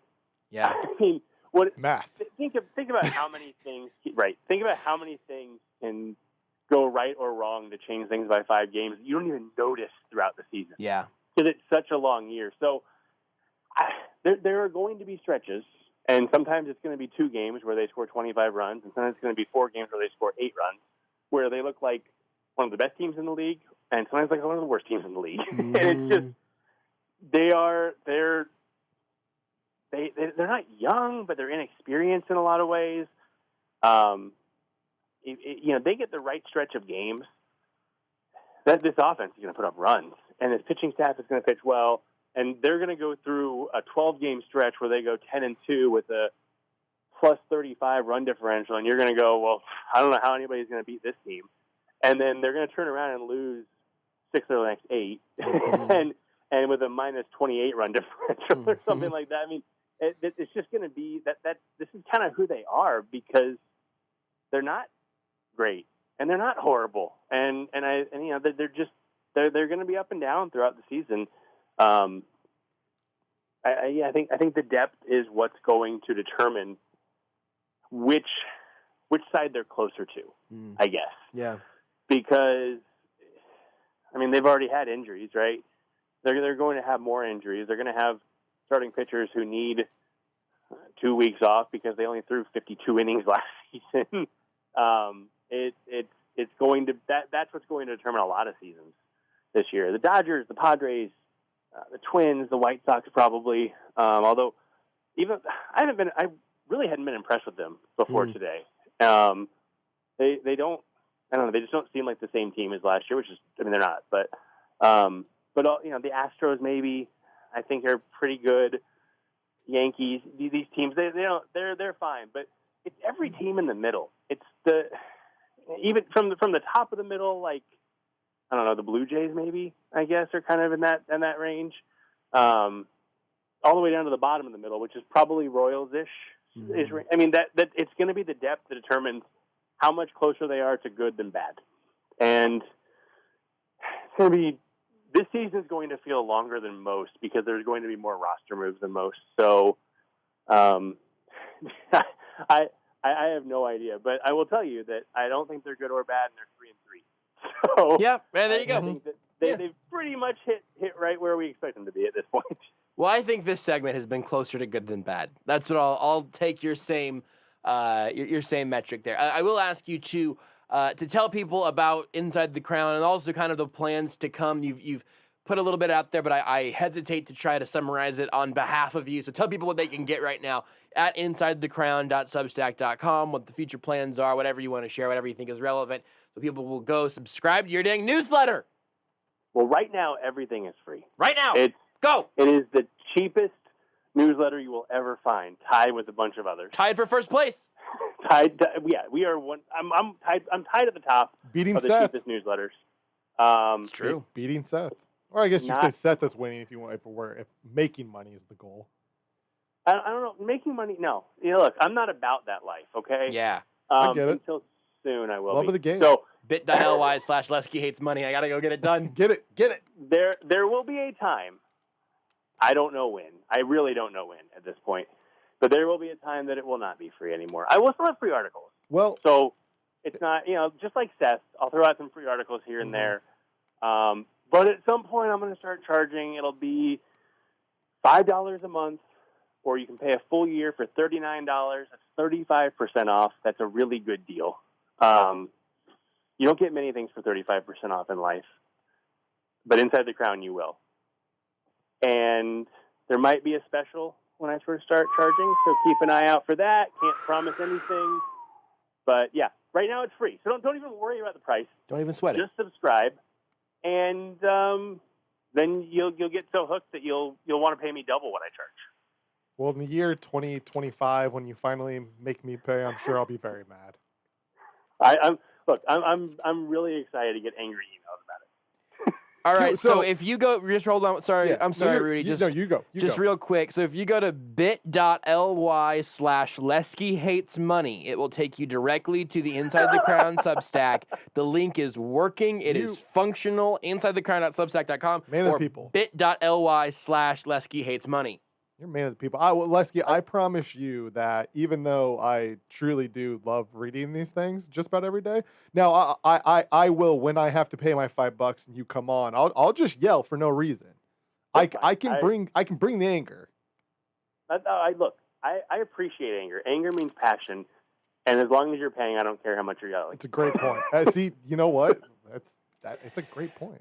I gotta make that a URL also because that one's Yes, also very yes, good. it's very good. Hold on, this is gonna be Well, a hey, whole as you're doing thing. your thing, Lesky, because this is here, I can bring irrational anger now. I thought the Nicky Lopez piece was great, but I want to see why should Bobby Witt be called up right now pieces. Wow.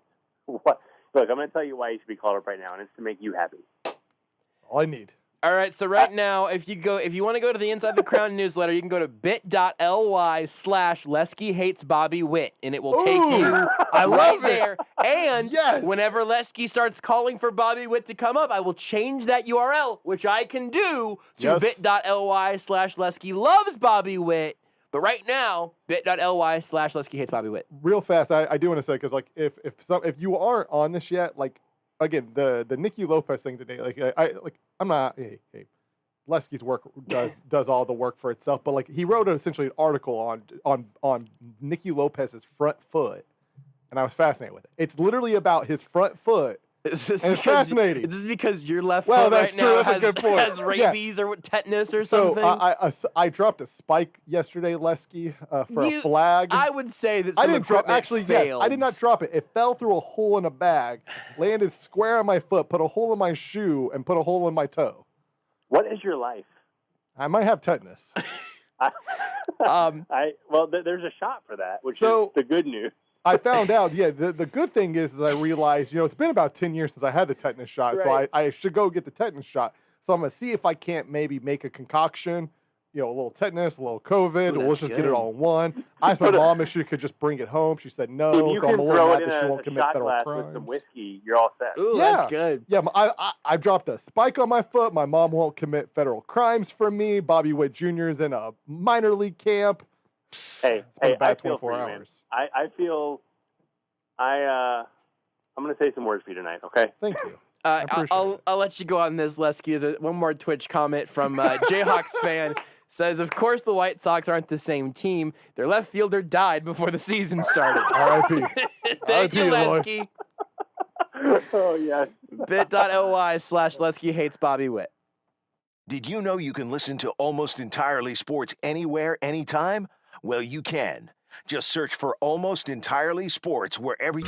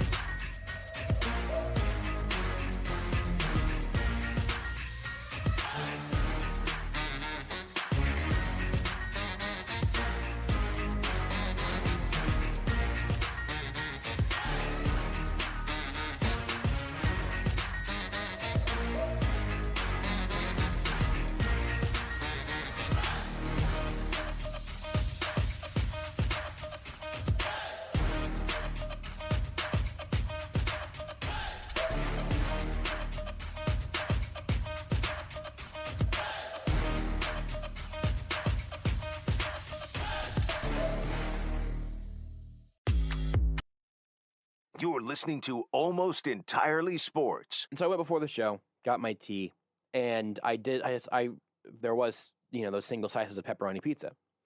I looked at it and thought, that piece doesn't look great. That piece doesn't look great. Oh, this piece has some, melty, cheesy goodness. Ooh. I think I'm going to get this piece of pizza. With Joshua Brisco. And I did, because that is who I am. If there's a piece of pizza in front of me and I can get it for $2 and I'm slightly hungry, but also feel slightly not great, you know what I'm going to do? I'm going to get the pizza. On Sports Radio 810 WHB.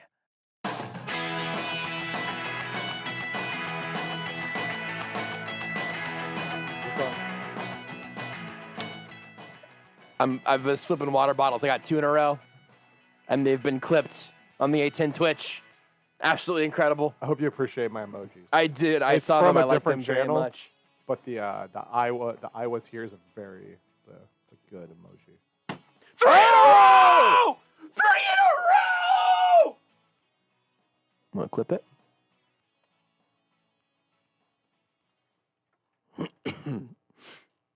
Beard, just tell me whenever we're back, and I'll start doing the radio show again. Still got like 10 more minutes. Of breaks? Yeah. Wow, you really were overcompensating for last hour. You really lashing out. Thanks to David Lesky for joining us, as he's done every week now throughout baseball season. We'll continue to do for the rest of baseball season, unless something bad/wild happens.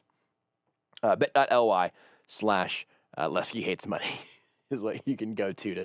I might just start, you know what I might do? Is I might do like a sort of direct TV thing where I pay, for each subscription, but I give you a little discount if you get all of them, and somehow I'm making money out of here. And now I'm just a cable company, just trying to make money off of other people's work. Which that's the dream, right? I mean that if that's not the American dream, I don't know what is. Can we do this? I think so. Hey, Lesky, if you're listening, just stop listening for a second.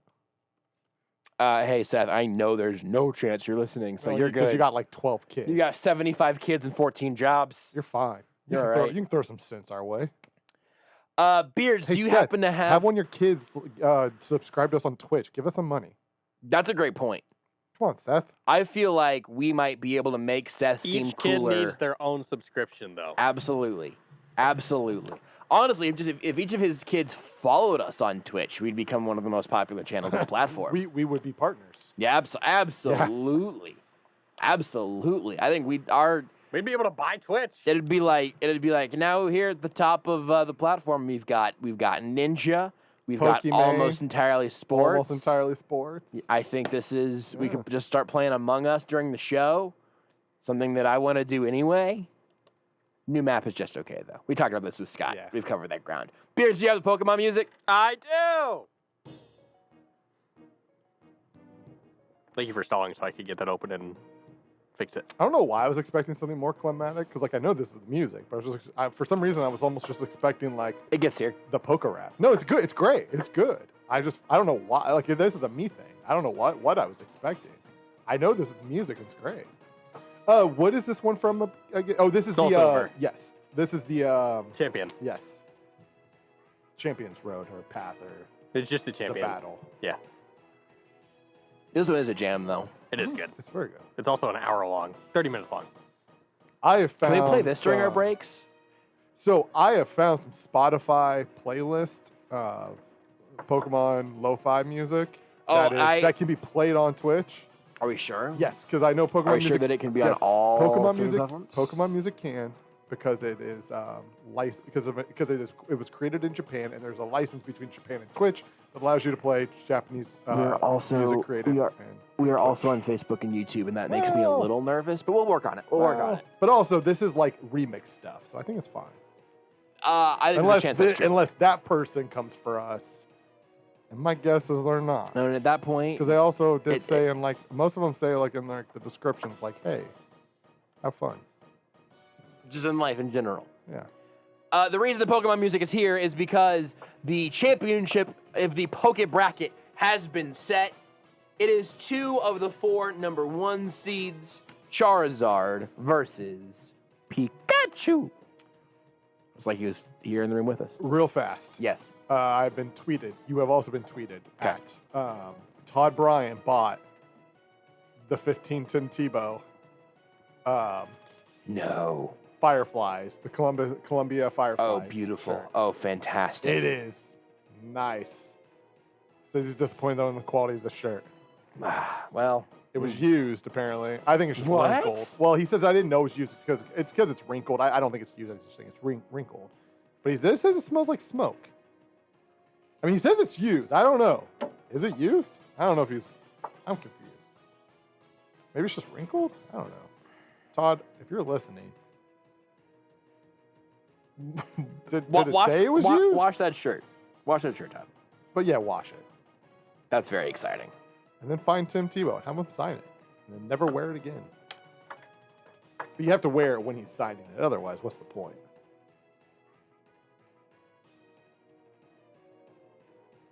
Charizard versus Pikachu. I gotta say, guys, I feel pretty good. This is more of kind of a look back. Tomorrow at 7, we'll know the champion. And right now, Charizard is off to a hefty lead. This is always how I thought it was going to go. I really did think that Squirtle was going to be a Final Four team. But here's... this is my final two, I guess I should say. I agree with you. This is also what I would have predicted. I was not shocked that Gyarados got in the Final Four, but my guess was that it was either going to be Squirtle or Mew. My friend Darren did say that he was really upset that Bulbasaur lost to Childproof Dragonite. Or bleep it up. I bleeped it up. To Childproof Charizard, which is Dragonite. Yeah. I screwed up. I'm sorry, Darren. Dragonite's, I mean, here's the thing. I love Bulbasaur. Dragonite's good, man. It's just like it's a good Pokemon. Here's if you've the seen, like, thing. in the anime and the movies, it's good. Here's the thing that I want to highlight.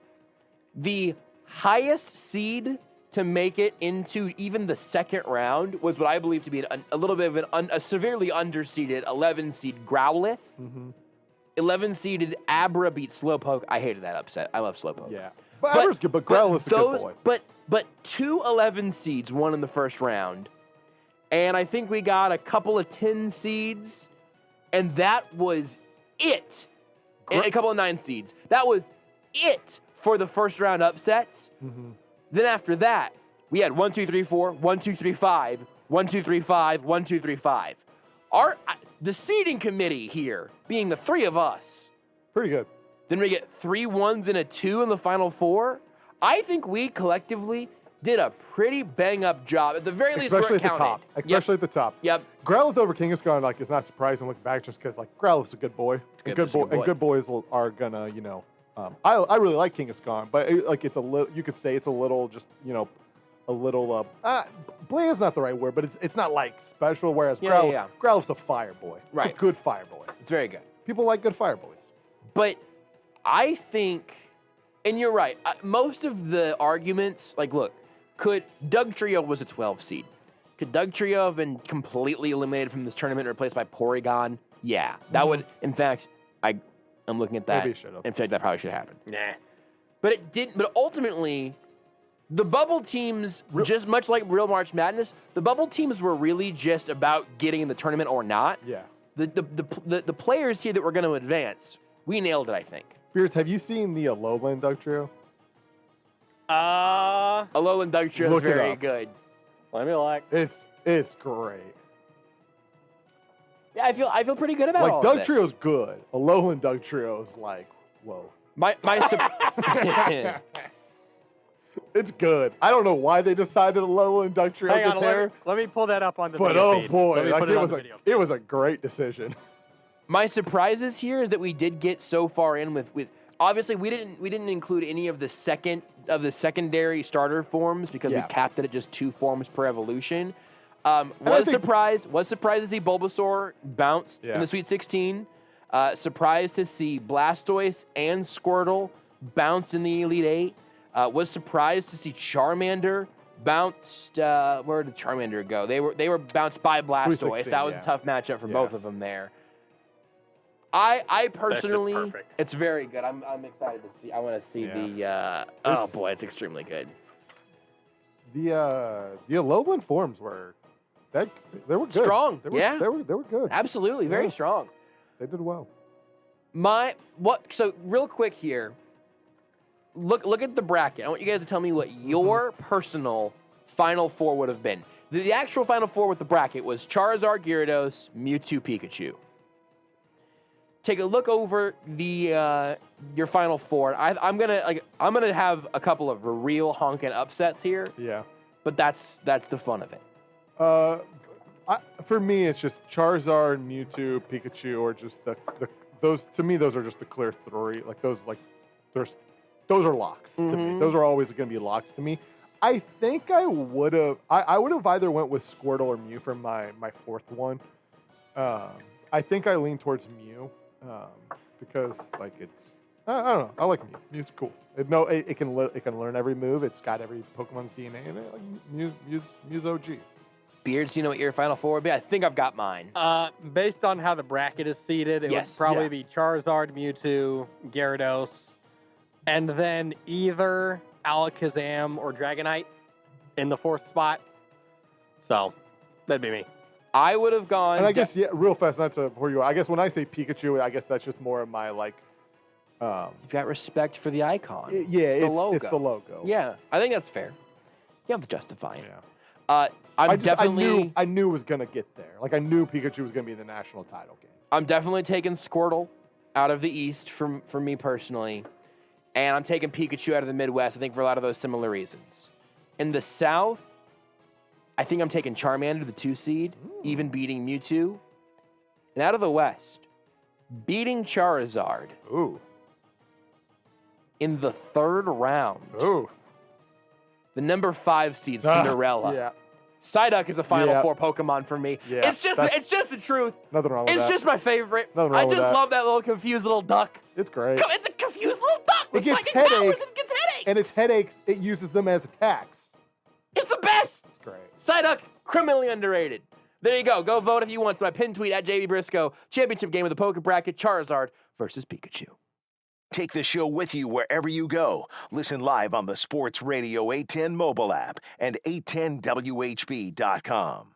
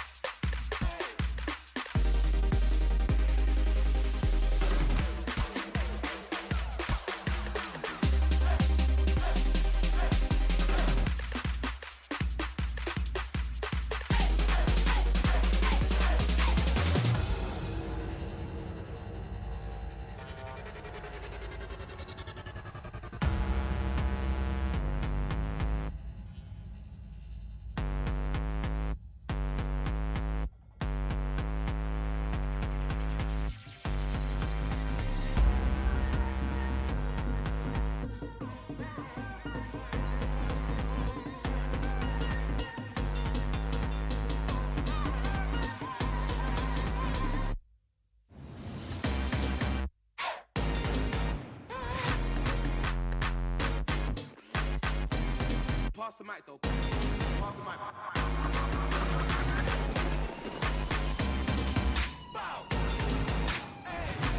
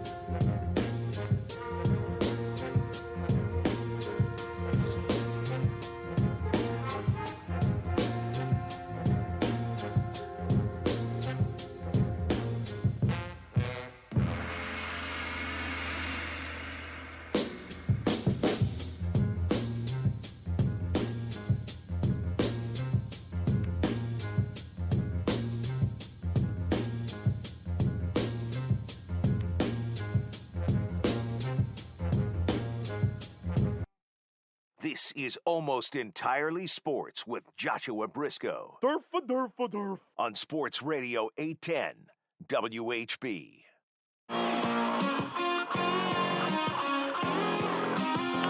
Beard, it seems like we don't have a lot of time left this segment.